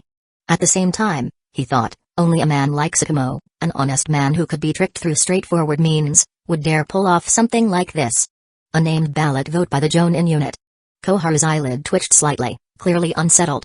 Hyuga, I hope you didn't actually agree to him. What do you think? Without even lifting his head, Hyuga shot back immediately, continuing to shovel food into his mouth afterward. Good then. Koharu instantly realized she had asked an incredibly foolish question and wisely chose to remain silent after that. After finishing off all the food brought by his old friends, a satisfied Hyuga lit his pipe once more, savoring the pleasure. Now, the tobacco in his pipe, which had seemed utterly tasteless earlier, returned to its usual rich flavor. Oh, by the way, you two should have eaten already, right? After finishing a bowlful with great satisfaction, Hyuga finally broke the silence voluntarily. If you're still hungry, I can have the Anbu whip something up for you. We'll take care of ourselves. Homura disregarded these unnecessary pleasantries and got straight to the point. What are we going to do about the White Fang? The third Hokage, Hyuga Sarutobi, explained. Tsukumo argues that the next generation's Hokage should be directly elected, firmly believing that the collective will of the Jonin represents the fundamental essence of the will of fire. However, I hold a different view. After all, as you both agree, it is essential for the will of fire to be passed down by a leader who possesses the wisdom to foresee the future. Therefore, we had a fierce disagreement over this issue. Then the old monkey explained his response to Tsukumo. If he accepts to drop this issue entirely, I plan to hand over Anbu to him and appoint him commander-in-chief of Anbu. His connections with powerful clans like the Uchiha and Hyuga run too deep. Homura Midokado gave no sign of approval or objection, merely commenting on how extensive Tsukumo Hatake's social network was. After all, he well knew that his old friend would never truly relinquish control of Anbu, which he regarded as his innermost circle. Koharu Utatane gave a slow nod but said nothing either. It was just as unthinkable for Hyuga Sarutobi to relinquish his authority as it was for Tsukumo Hatake to betray Hidden Leaf Village and defect to Hidden Clouds Village. To these two elder advisors, neither possibility was believable. So, he refused. Third Hokage Hyuga Sarutobi tapped the ash from his pipe, then carefully refilled it with fresh tobacco before speaking deliberately. In that case, we'll proceed according to our original plan. I understand. Homura Midokado and Koharu Utatane rose simultaneously and departed. By now, however regrettable it was, Tsukumo's importance meant nothing to Hidden Leaf Village's F3, their inner circle of power. What mattered most to them was not killing the White Fang, but ruining his reputation. If Tsukumo Hatake could grit his teeth and endure the coming trials, at worst he would suffer damage to his name. He could retreat into obscurity for a while and later return discreetly, albeit never again hoping to become Hokage. Chapter 160, Masters of Internal Strife. Hidden Leaf Village's founding was born from centuries of strife between two ancient rival clans. The Senju and the Uchiha. Eventually leading to reconciliation. This historic alliance not only brought peace but also drew in many powerful ninja clans, such as the Hyuga, who came together to build Hidden Leaf Village into a formidable force in the ninja world. In other words, during Hidden Leaf Village's early days, whether it was an important clan like the Sarutobi or other ninja clans, they were effectively co-founders of this organization known as Hidden Leaf Village. In its initial stage, the Senju and the Uchiha played the role of core initiators, much like the main founders of a company, while other ninja clans participated as significant stakeholders contributing to Hidden Leaf Village's construction and development. This structural setup was a deliberate design meant to secure stability and growth in the volatile environment of the ninja world at that time. Moreover, before Hidden Leaf Village's establishment heralded the Hidden Village era, ninja origins similarly came from ninja clans. As for the reason, it was simple. Within an unsafe environment lacking security, Only tightly knit clans bound by bloodlines could preserve their traditions. As for ninja born from civilian backgrounds, even if they obtained chakra and some basic ninjutsu, they would still struggle to survive and pass on their knowledge amidst the endless carnage of those chaotic times. Therefore, when Hidden Leaf Village was first established, village power and influence were essentially calculated based on each clan's number of ninja and their combat strength. However, after the second Hokage, Tobirama Senju, took office, various institutions he established such as the Ninja Academy and specially crafted policies subtly weakened the authority previously held by these ninja clans. In particular, the huge influx of civilian ninja from the Ninja Academy allowed Hidden Leaf Village to handle its overwhelming volume of missions. With such sheer numbers, naturally many prodigies emerged from their ranks. These academy-trained civilian ninja inevitably aligned themselves with the ruling hierarchy led by the Hokage, becoming a vital force balancing out the power of traditional ninja clans. Furthermore, although the policing department created by the second Hokage, Tobirama Senju, entrusted certain crucial powers to their former bitter enemies, the Uchiha clan, it also indirectly trapped this naturally aggressive clan within invisible constraints. At the same time, additional balance was maintained through agencies like the Anbu operating behind the scenes. Even his own Senju clan had been integrated into Hidden Leaf Village through marriage alliances and branch family arrangements by Tobirama himself. The last of the old warring state's era warriors were finally lost during the First Great Ninja War, leaving the Senju clan merely a symbolic name buried in historical records. The so-called coalition of ninja clans that the third Hokage Hiruzen Sarutobi had to contend with was actually just a fragmented remnant of the original clan's collective strength. After all, some powerful ninja clans still stood firmly within the Hokage faction. Whether considering the shifting balances of power between rival forces or the challenges presented by contemporary circumstances, Hiruzen's situation was indeed considerably better than that of his mentor, Tobirama. However, the issue was that the commoner ninja, once seen as the core supporters, had long been overlooked in terms of both rights and dignity. The gains taken from the noble clans ended up entirely absorbed by the Hokage faction. After Sakamo Hatake's rise to prominence, these commoner ninjas swiftly switched allegiances, rallying behind the hero they admired. Hidden Leaf Village shouldn't be like this. Lord Hashirama and the Second's original intentions were never meant to be this way. A group of commoner jonin hurried to Lord Sakamo Hatake's mansion, seeking his guidance. In response, Sakamo made a solemn vow: the will of fire should benefit more people.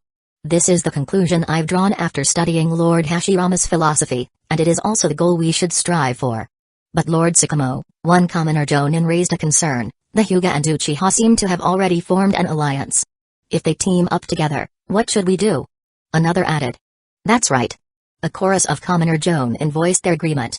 We're not pushing for conflict, but the actions of the ninja clans truly raise red flags. They control everything in the village, while all we get are blood price missions. They gain effortless access to ninjutsu, specialized equipment, and all the resources they need right from childhood, while we even have to ration military rations pills. Lord Sakamo, what do you think we should do? One question after another belted Sakamo Hatake, clearly showing deep dissatisfaction. Yet, following the mutiny led by the Northern Expeditionary Ninja Force, Sakamo had grown far more pragmatic. Upon hearing these emotionally charged complaints, he did not rush to respond. Instead, he carefully observed each speaking jonin, quickly recalling their records within the jonin unit. As expected, these outspoken commoner jonin still maintained loose ties with the Hokage faction. In theory, Hidden Leaf Village jonin, especially those from commoner backgrounds, could never fully distance themselves from the ruling Hokage faction. However, these particular jonin were different. Their positions leaned toward a moderate, establishment-friendly stance. Still, Sakamo remained silent, listening quietly as they continued their discussion, while subtly observing the expressions of the other commoner jonin. In short, the ninja clans can't be trusted. After delivering a lengthy political tirade filled with rhetoric favorable to the commoner ninja, these few jonin finally stopped and turned directly to Sakamo with one final question. But in Sakamo's eyes, they seemed indifferent to his response, adopting instead a posture of emotional venting. As if their sole purpose was to say what was expected of them. What about the rest of you? Sakamo shifted his gaze toward the quiet commoner jonin. Your opinion matters the most, Lord Sakamo. One commoner jonin bowed deeply and said, I am different from the others. I owe my life to you. You rescued me on the battlefield. We would like to understand your position better. Others, too, raised their voices. The civilian jonin who had previously voiced strong opinions now sat in sullen silence like frightened quails. I understand. Sakamo Hatake nodded and said, you gentlemen may now leave. These words were aimed at the few jonin who harbored prejudice against the ninja clans. On what grounds? You can't do this. Why are you driving us out? These Jonin immediately jumped to their feet. You're the White Fang. You can't do something like this. I am Sakamo Hatake. As for the so-called White Fang, that's merely a nickname given by others. Also, since I serve as leader of Hidden Leaf Village's Jonin unit, whether officially or personally, I should not hold any bias against any Jonin. Sakamo went on calmly. However, this is my private residence, and I believe I still have the right to decide which guests are welcome. If that's how it is. The Jonin exchanged glances but, seeing the indifferent expressions of the other Jonin, could only leave unwillingly. Hidden Leaf Village is a community. Whether from commoner or clan background, we must not harbor prejudice against each other. Sakamo continued, moreover, the injustices within our village have never been limited solely to the issue of ninja clans. I believe you all understand this. This was practically laying his cards on the table, and the remaining Jonin naturally caught the meaning behind Sakamo's words. But this was practically going after the Hokage directly. Even if they harbored deep dissatisfaction toward the current third Hokage Hiruzen Sarutobi, the old man had ruled for many years and was truly a Kage whose reputation shook the ninja world. It required immense courage to stand in opposition to him. I also understand your concerns. After all, pushing for reform could bring serious trouble upon you. Sakamo sighed. However, if none of us are willing to act, and no one steps forward, what kind of future will we be leaving for the next generation? Whether driven by the ideals of the Will of Fire, or our shared interests as Jonin, we have solid reasons to push for reform. The assembly of Jonin remained silent. Sakamo pressed on, friends, upon returning to the village, I met with the Hokage himself and we discussed matters the entire day and night. The gathered Jonin listened quietly, continuing to absorb what Sakamo was saying. They naturally knew about this meeting, though they hadn't known its contents until now. My proposal, Sakamo declared, is that all Hidden Leaf Village Jonin directly elect the Hokage through a one-man one-vote system. That is exactly what Honorable Hashirama envisioned as the true Will of Fire. Gasps echoed through the room. If feasible, this would significantly increase the influence and say of the Jonin. No longer would they be stuck in the awkward position of being nominally top-ranking yet effectively just enforcers. For the civilian Jonin, this would be a major win. At the very least, any candidate hoping to become the next Hokage would need to win their support to gather enough votes. A necessity even if those among them weren't particularly powerful. That was precisely where their value lay. Lord Sakamo truly deserves his reputation as the most revered Jonin unit leader in the village's history. This truly embodies the very essence of the Will of Fire. Voices rose among the Jonin assembly in agreement. In such a delicate situation. Right after Sakamo Hatake had been ordered to return to the village for accountability and following a Hokage meeting that ended in discord. Any ordinary Jonin who voluntarily showed up, aside from those few who had already left with ulterior motives, were essentially supporters of Sakamo Hatake. At least they could be described as potential supporters. Mihiru Uchiha and Hyuga Shu were among them. Nowadays, Sakamo Hatake had become more complex and no longer placed excessive value on ideals. After all, Kaorio Jonin and other staunch supporters had already made him learn the hard way. I'm afraid the Hokage doesn't support my proposal. Sakamo Hatake shook his head and sighed. This. The Jonin assembly felt disappointed but not surprised.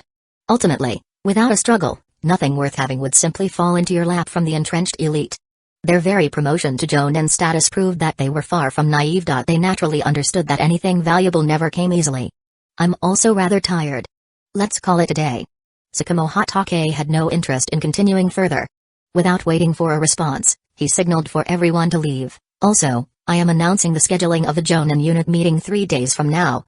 Everyone make sure to attend.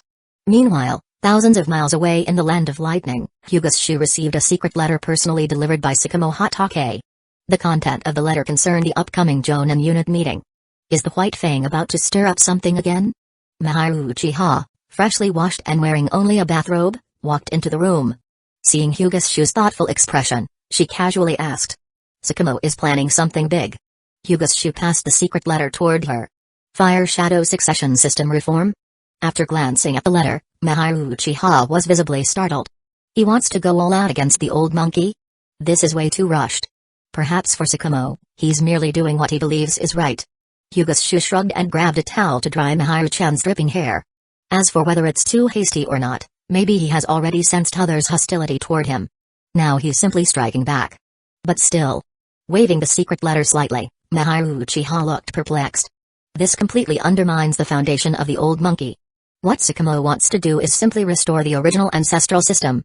After finishing drying Miharu-chan's hair, Shu naturally pulled her into his arms while letting his right hand roam freely. After all, traditionally, the Jonin unit has nominally held the right to recommend Hokage candidates. The Jonin unit is nothing but a bunch of yes-men. With Hyuga Shu's hands wandering across her body, Miharu Uchiha let out a soft moan, her eyes half closed, cheeks flushed red, and her breathing slightly quickening. Do you really think they'll approve this resolution? What difference does it make whether it passes or not? Do you really think the elders in the Hokage Tower would ever acknowledge it? Hyuga Shu wasn't optimistic about Tsukumo Hatake's proposal. Then why? Miharu Uchiha felt confused. Just make them hesitate out of fear. Shu's voice remained calm, but his hands kept teasing Miharu without pause, drawing soft moans from her. He may have simply overestimated others' moral standards. Then what should we do? Miharu Uchiha slightly bit her lip, her gaze softened into something syrupy and seductive. If possible, we'll just need to have the Uchiha clan's Jonin attend the meeting and cast their votes in support of Tsukumo. Shu said with a straight face as if it were official business. That shouldn't be an issue at all.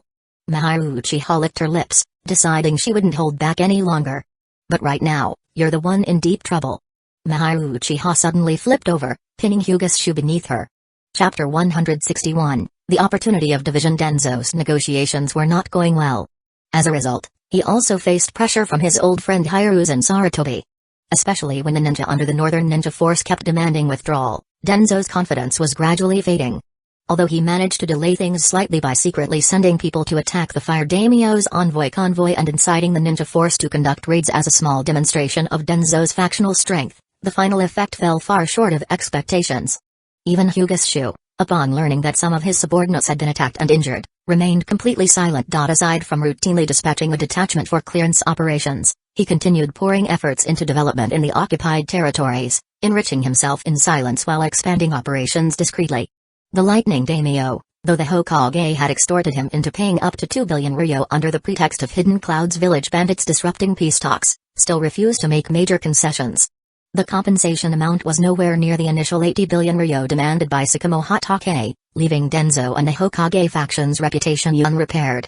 As for mission shares, the Raikage firmly insisted on the prerequisite being that Hyuga Shu stop illegal plundering in the occupied areas and return all territories. Something Denzo could not possibly fulfill.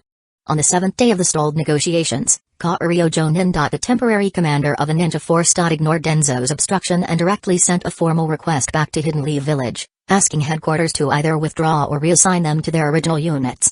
As expected, Kaorio's request was rejected by the Hokage Tower, which ordered him strictly to ensure no one left the unit before negotiations concluded, threatening anyone who did so with designation as a rogue ninja. While this move stirred discontent among the ninja, overall, under the Hokage's long-standing authoritarian rule and with no real backing from the others, the Northern Ninja Force still barely maintained organizational stability, continuing its duties managing the Lightning Country's capital region and offering military backing to Denzo during his difficult negotiations.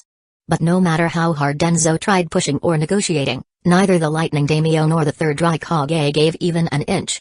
Meanwhile, the noble envoy from the Land of Fire, who had been attacked earlier, had grown sluggish and withdrawn, clearly unwilling to break ties with the Lightning Country. After all, while Daimyo nobles publicly used ninja for warfare, they were actually bound together through long-standing political alliances via marriage ties. Far deeper than any ninja could ever imagine.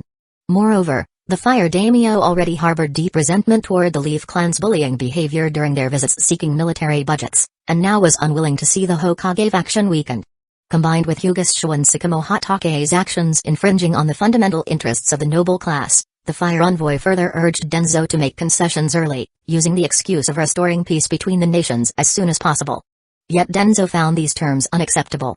After all, with those 80 billion ryo at stake, if the terms he obtained through military victory and the Hokage's authority turned out worse than what Tsukumo achieved alone entering enemy territory, then it would be better to die outright. Therefore, with no choice left, Denzo had no option but to reluctantly send subordinates carrying a personal letter to Hyuga Shu's command post, hoping he would join the negotiations. What an unexpected guest. Hyuga Shu received an incha from the Root Division at the command post, and this messenger's arrival altered his perception of Denzo. Denzo, who harbored deep resentment against him, actually sent someone in such a humble manner to issue an invitation. Something he had never expected. Lord Denzo acknowledges that Honorable Hyuga Shu played a pivotal role in the campaign against Hidden Cloud's village and deserves recognition as the chief contributor. Therefore, your presence is absolutely essential during the upcoming crucial negotiations. Hence, I have been specially dispatched to invite you, Honorable Hyuga, to assist us. We sincerely hope you can spare some precious time amidst your busy schedule to participate in this matter. The Root Division ninja delivering the letter appeared to be a high-ranking officer. Although visibly nervous and somewhat uneasy, he still maintained a respectful demeanor. His words were well-crafted and surprisingly soft in tone. What is your name? Setting aside the overly complimentary letter, Hyuga curiously examined the kneeling ninja before him. I do not like people concealing their faces. Would you mind removing your mask? My name is Tatsuma Borame. The ninja immediately removed his mask, revealing a pale and rather ordinary face. He respectfully bowed as he spoke. Wearing a mask is merely a habit. I mean no offense whatsoever. Please forgive me, Honorable Hyuga. Few members of the Borame clan are as articulate as you. Denzo must have truly found a gem. Remaining expressionless, Hyuga briefly studied Tatsuma Borame, who kept a modest posture, then picked up the letter again for another read-through. The excessive flattery in the letter was hardly worth noting, but Denzo clearly understood the value of offering tangible incentives. Thus, in the letter he also mentioned one key issue: the sovereignty over 15 districts. Denzo emphasized that the Land of Lightning strongly demanded the recovery of its 15 southern districts, only agreeing to allocate mission rights within this territorial range, and firmly resisting any war compensation beyond conventional standards. He claimed this stance was an open insult to all who had fought valiantly, especially the Hidden Leaf village shinobi under Hyuga's command. From Shu's perspective, this kind of rhetoric was essentially a sign of desperation seeking any possible remedy. He originally had no intention of offering assistance, but Denzo additionally mentioned something else in the letter. That he would support any territorial claims Shu might make regarding the Land of Lightning. This struck a chord with Hyuga. His investments in those 15 southern districts of the Land of Lightning were significant. Although ninjas, technically classified as military personnel, couldn't legally establish direct civilian governance, there were always ways to find suitable justifications. Shu had already made plans. Even if the Land of Lightning requested territorial restitution, and even if both Hidden Leaf Village and the Land of Fire were willing to relinquish occupation rights, he intended to remain entrenched in these de facto occupied areas under the guise of agricultural development units. Even facing pressure from the village and two great nations, Shu preferred to use the 10 central districts as bait to lure Hidden Leaf Village's ninja clans rather than back down. But now, Denzo's humble plea gave him a much better and more legitimate opportunity. Lord Denzo, your kindness is noted. Hyuga finally spoke after a long silence, his tone carefully controlled and calm. However, the content of your letter raises serious doubts. Shu lifted the letter slightly in his hand, his expression perfectly masking a hint of disdain. Other than endless empty promises, I don't see even the smallest sign of real commitment. With that, he gave a sharp shake of his wrist, instantly reducing the letter in his palm to dust with a gentle fist technique. Lord Shu, please forgive me. I personally have no knowledge of what Lord Denzo detailed in his letter, Tatsuma Borame said quickly, standing upright and giving a deep bow with humility. But if you have any opinions, please share them. I will deliver every word back to Lord Denzo without omission. Humphrey. Hyuga let out a cold snort but remained silent, continuing to scrutinize Tatsuma Borame, who now wore an expression of anxious deference. Judging by attitude alone, Shu could find no fault in him.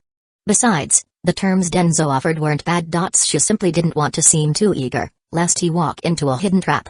Moreover, Sakamo Hatake was about to convene the Jonin unit meeting soon. There was no rush for Shu to commit to securing his position through negotiations in the Land of Lightning's occupied territories. As the old saying goes, a cause must have just grounds to proceed.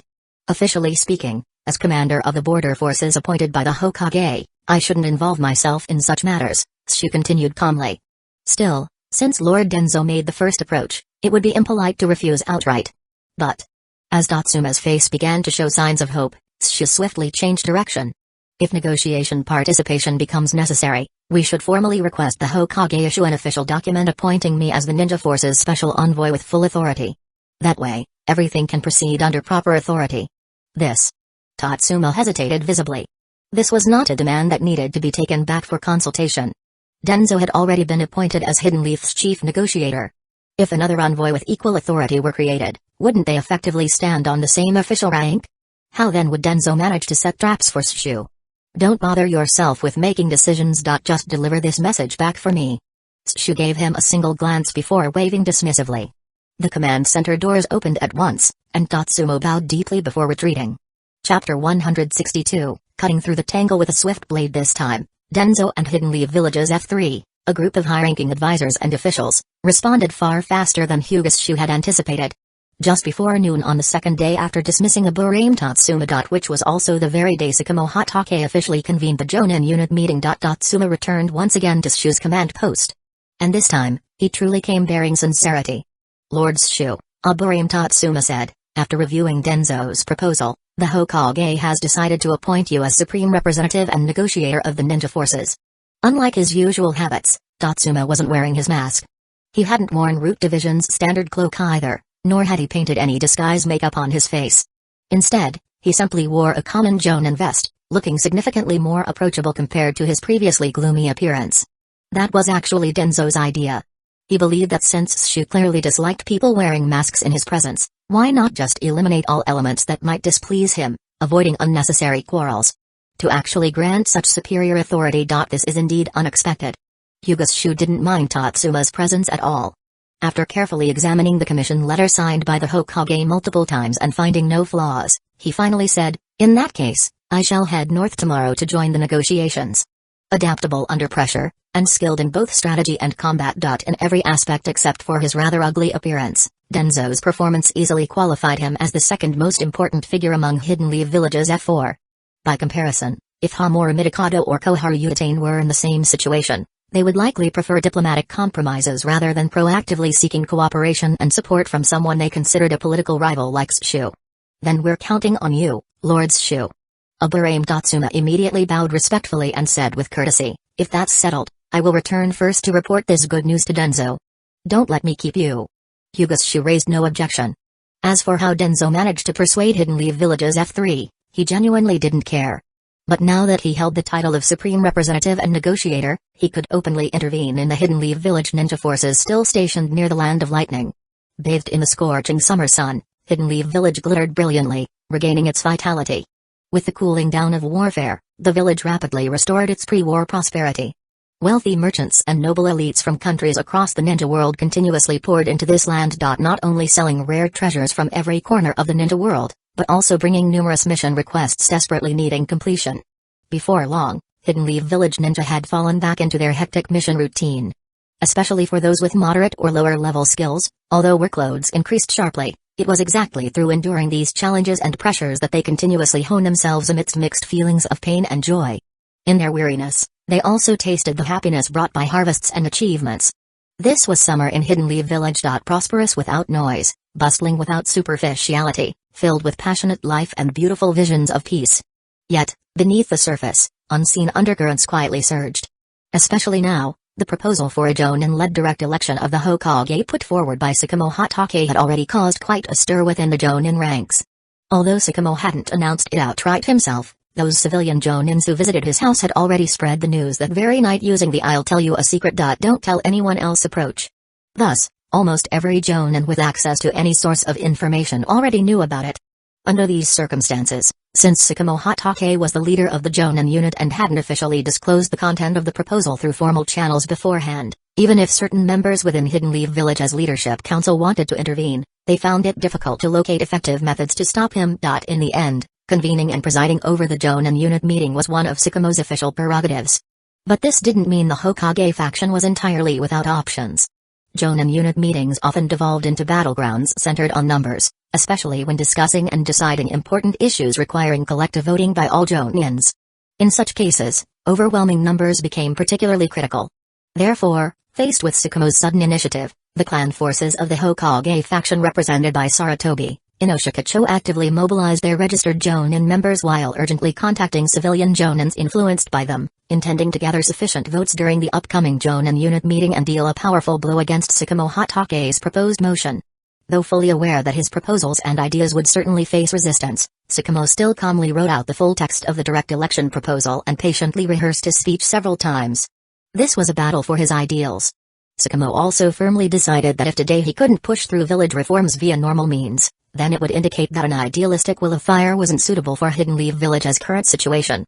If truly so, he would revise and redefine the connotation and significance of the will of fire based on his own ideals and lived experiences, transforming it into a genuine tool capable of uniting allies. The time has come to gather and speak of an important matter. At the Jonin unit meeting room as scheduled, The much anticipated Tsukumo Hatake took the stage. The Hokage is the village's supreme leader. Their decisions and strategies shape the fate of Hidden Leaf itself. Although many Jonin were mentally prepared beforehand, hearing these words directly from Tsukumo's mouth still sent tension rippling through the crowd. Tsukumo was just too damn blunt. Not a shred of subtlety or diplomacy left. Yet although the current system of nomination selection for the sitting Hokage has its strengths, it simultaneously contains considerable drawbacks. Once spoken, this remark caused even greater unrest among the Jonin. The Jonin representing the coalition of ninja clans had already received instructions from their clans and stood firm in their own positions, hence remained calm and composed like old dogs unshaken. The Jonin belonging to the Hokage faction clearly showed discontent but refrained from interrupting Tsukumo's speech. As for the civilian Jonin standing with Tsukumo, whether for shared interests or loyalty, they erupted into cheers, shouting that only the White Fang could restore Hidden Leaf Village to greatness. Therefore, I propose that the Hokage be directly elected by the Jonin. To choose one who truly serves the village's interest and wields outstanding leadership. Tsukumo Hatake spoke seriously. The above is a personal proposal from Tsukumo Hatake, a Jonin of Hidden Leaf Village. We will now proceed to vote. The Jonin assembly stirred with murmurs before reaching for the envelopes in front of them and pulling out the pre-prepared ballots. Each Jonin cast their vote on these ballots marked agree, disagree, and abstain. Standing on the stage with both hands leaning on the table, Tsukumo Hatake gazed expressionlessly at the whispering crowd below. He had long grown indifferent to further dealings with such vermin. Either cut through the mess once and for all, or die for the ninja way. There was no other path. Chapter 163, Mastering Strategy of the 83 Jonin from Rebellious Ninja Clans, 39 are from the Uchiha clan and 22 from the Hyuga clan. The rest are probably just followers. Within a Hokage office, 3rd Hokage Hiruzen Sarutobi and his 2 senior advisors were observing the Jonin unit meeting hall through a crystal ball using the telescope technique.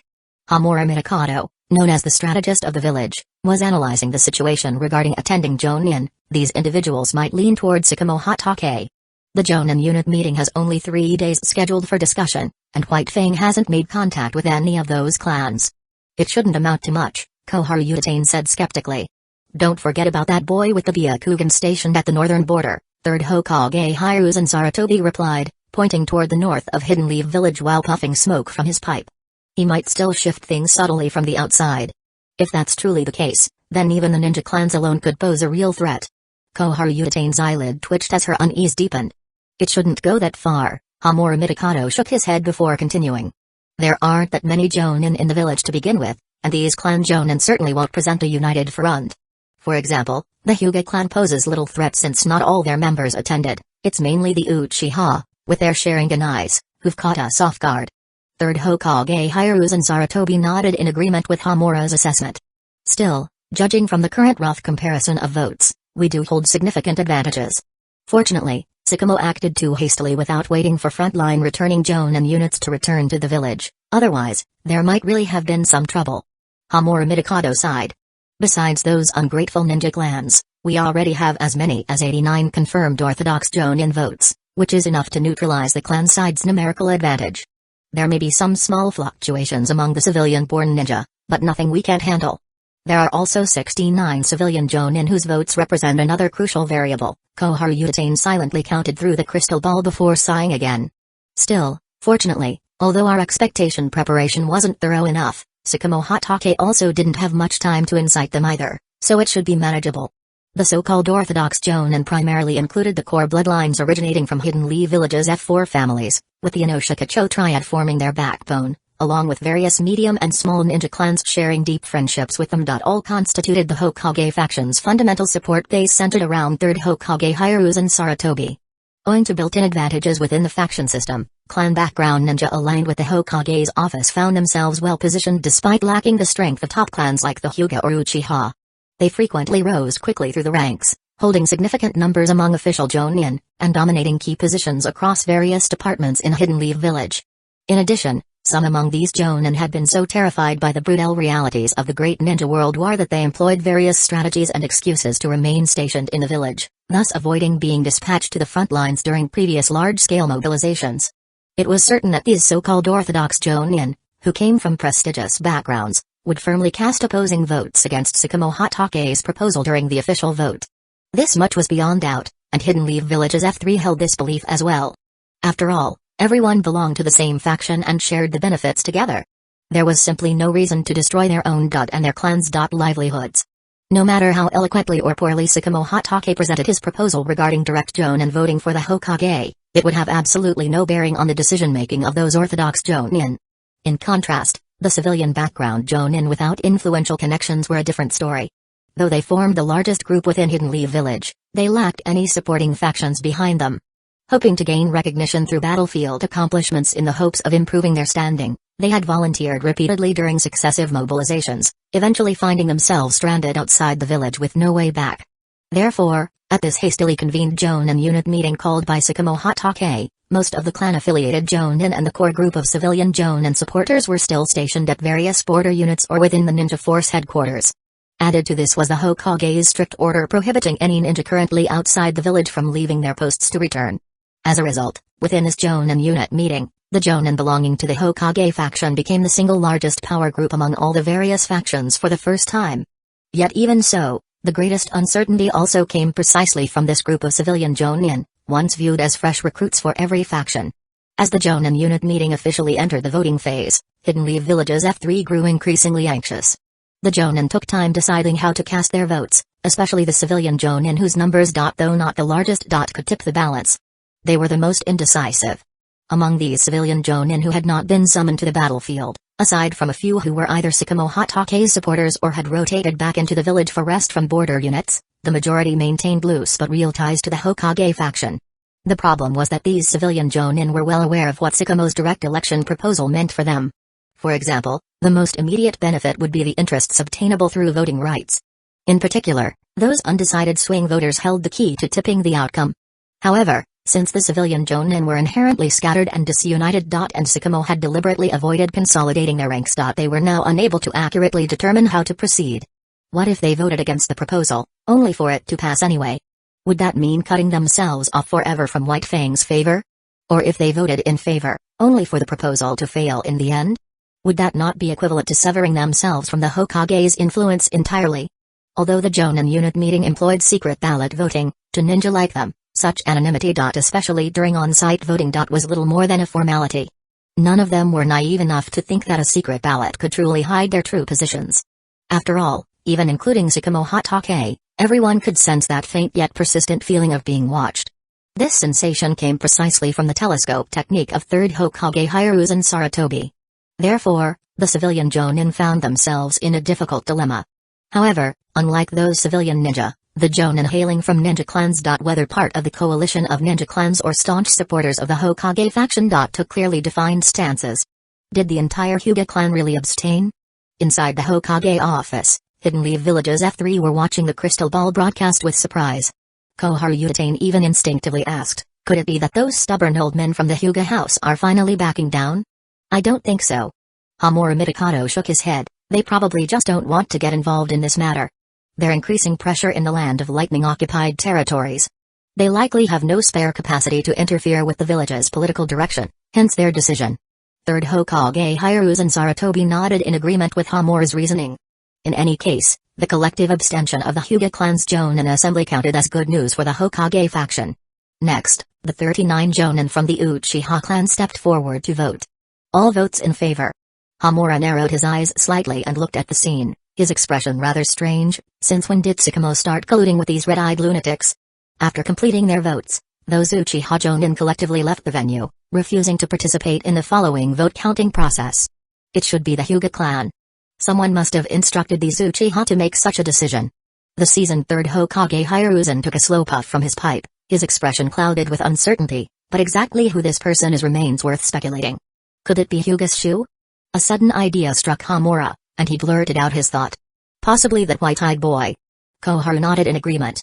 Hiruzen, we can't let that white-eyed brat hold on to his role as the ninja force's full authority ambassador for much longer. Hamura turned and said, otherwise, I have no idea what changes might occur on the northern border. We'll still have to see how the negotiations play out. The wily old 3rd Hokage Hiruzen muttered darkly, it can't be helped. If it weren't for Denzo's strong insistence, otherwise. He had no intention of elaborating further, he simply shook his head in disappointment. Indeed, Denzo has gone too far this time, Koharu also agreed solemnly. Back to the voting. Hamura redirected attention back toward the crystal ball image to bring both others' focus back. On the screen, 22 Jonin from ninja clans that maintained de facto alliance relationships with the Hyuga lined up and took turns dropping their ballots into the ballot box. 12 in support, 10 abstentions. Homura took off his glasses and wiped them, sighing inwardly in relief. Among the 83 Jonin clan representatives present, only 51 voted in favor of Tsukumo Hatake's proposal. A ratio acceptable enough. The next to cast their votes were naturally the Jonin of the Hokage faction. The 89 Jonin currently in the village took the stage one clan unit at a time, casting their votes according to their origins and affiliations. As expected, the result was obvious. 83 votes against, 6 abstentions. Hiruzen Sarutobi, the third Hokage, couldn't help but put down his pipe and stared hard at the crystal ball showing the meeting room. 51 versus 83. Clearly, Tsukumo Hatake was at a severe disadvantage. But now came the group whose votes could change everything, the civilian Jonin, whose stance remained relatively neutral and unpredictable. The decision of these 69 civilian Jonin could shift everything entirely. However, since they had not yet made up their minds or formally decided how to vote, some whispered among themselves while others used secret jutsu to exchange messages. The Jonin unit meeting thus hit a brief lull. Standing on the stage, Tsukumo Hatake kept his face expressionless, eyes fixed blankly ahead, as if deep in thought. Meanwhile, inside the Hokage office, Hidden Leaf Village's F3 grew visibly uneasy. Tsukumo acted too hastily. Koharu Utatane broke the rising tension first.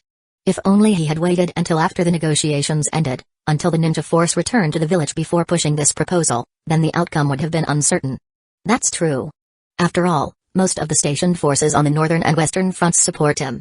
Homura Mikado nodded in agreement but quickly added another point. Still, maybe he sensed something. That shouldn't be possible, Koharu muttered doubtfully but didn't challenge Homura's judgment.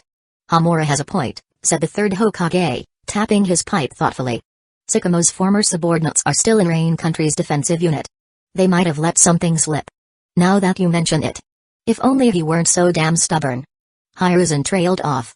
Because even if Tsukumo Hatake hadn't gone to the Lightning Daimyo's court for talks, and even if he hadn't pushed the direct election Hokage bill, the third Hokage still wouldn't have trusted him completely. It wasn't about public stances or positions. It was simply the instinct of a seasoned politician to suppress rivals and challengers. At that very moment, someone finally stepped forward from the indecisive civilian Jonin. 12 civilian Jonin walked to the front and dropped their ballots into the box. 12 votes in favor. Homura's expression darkened instantly. The count now stood at 63 against 83. Still, 57 civilian Jonin had yet to vote. Although Hidden Leaf Village's F3 had carefully planned to send Tsukumo Hatake to Rain Country's front line, arranging for him to fight tooth and nail with Sanzuo Hanzo. Who was preparing an offensive to drive Hidden Leaf Village ninja out of Rain Country. If this proposal passed, the pressure would fall squarely on them instead. After the proposal passed by the Jonin unit is announced to all Hidden Leaf Village Jonin, it will be submitted to the Hokage Tower for final review. And now, the third Hokage Hiruzen Sarutobi. Who values his reputation greatly. Is facing a real dilemma. If he approves, it'll be a major blow to his faction. And sure to stir up the ambitions of others. And if he shoots it down or asks for changes, he risks tarnishing the Hokage's saintly image. No one understands the importance of image and public persona better than Professor Hiruzen Sarutobi. The professor of ninjutsu and legendary warrior. Really now? Homura Mikado took off his glasses again and wiped them against his sleeve, as if brushing away invisible dust. Shortly after, another group of 19 civilian Jonin took the stage one by one, casting 10 votes in favor and 9 against. The tally shifted to 73 in favor versus 92 against. The gap shrinking from 20 to just 19. Among the next 39 undecided civilian Jonin, if Tsukumo Hatake could secure 30 votes, then victory was certain. That wouldn't be easy. Not at all. Most of the remaining undecided civilian Jonin were naturally hesitant and indecisive. If so many of them truly supported Tsukumo Hatake, they probably would have already cast their votes. Tsukumo Hatake let out a quiet sigh, his expression betraying a flicker of disappointment.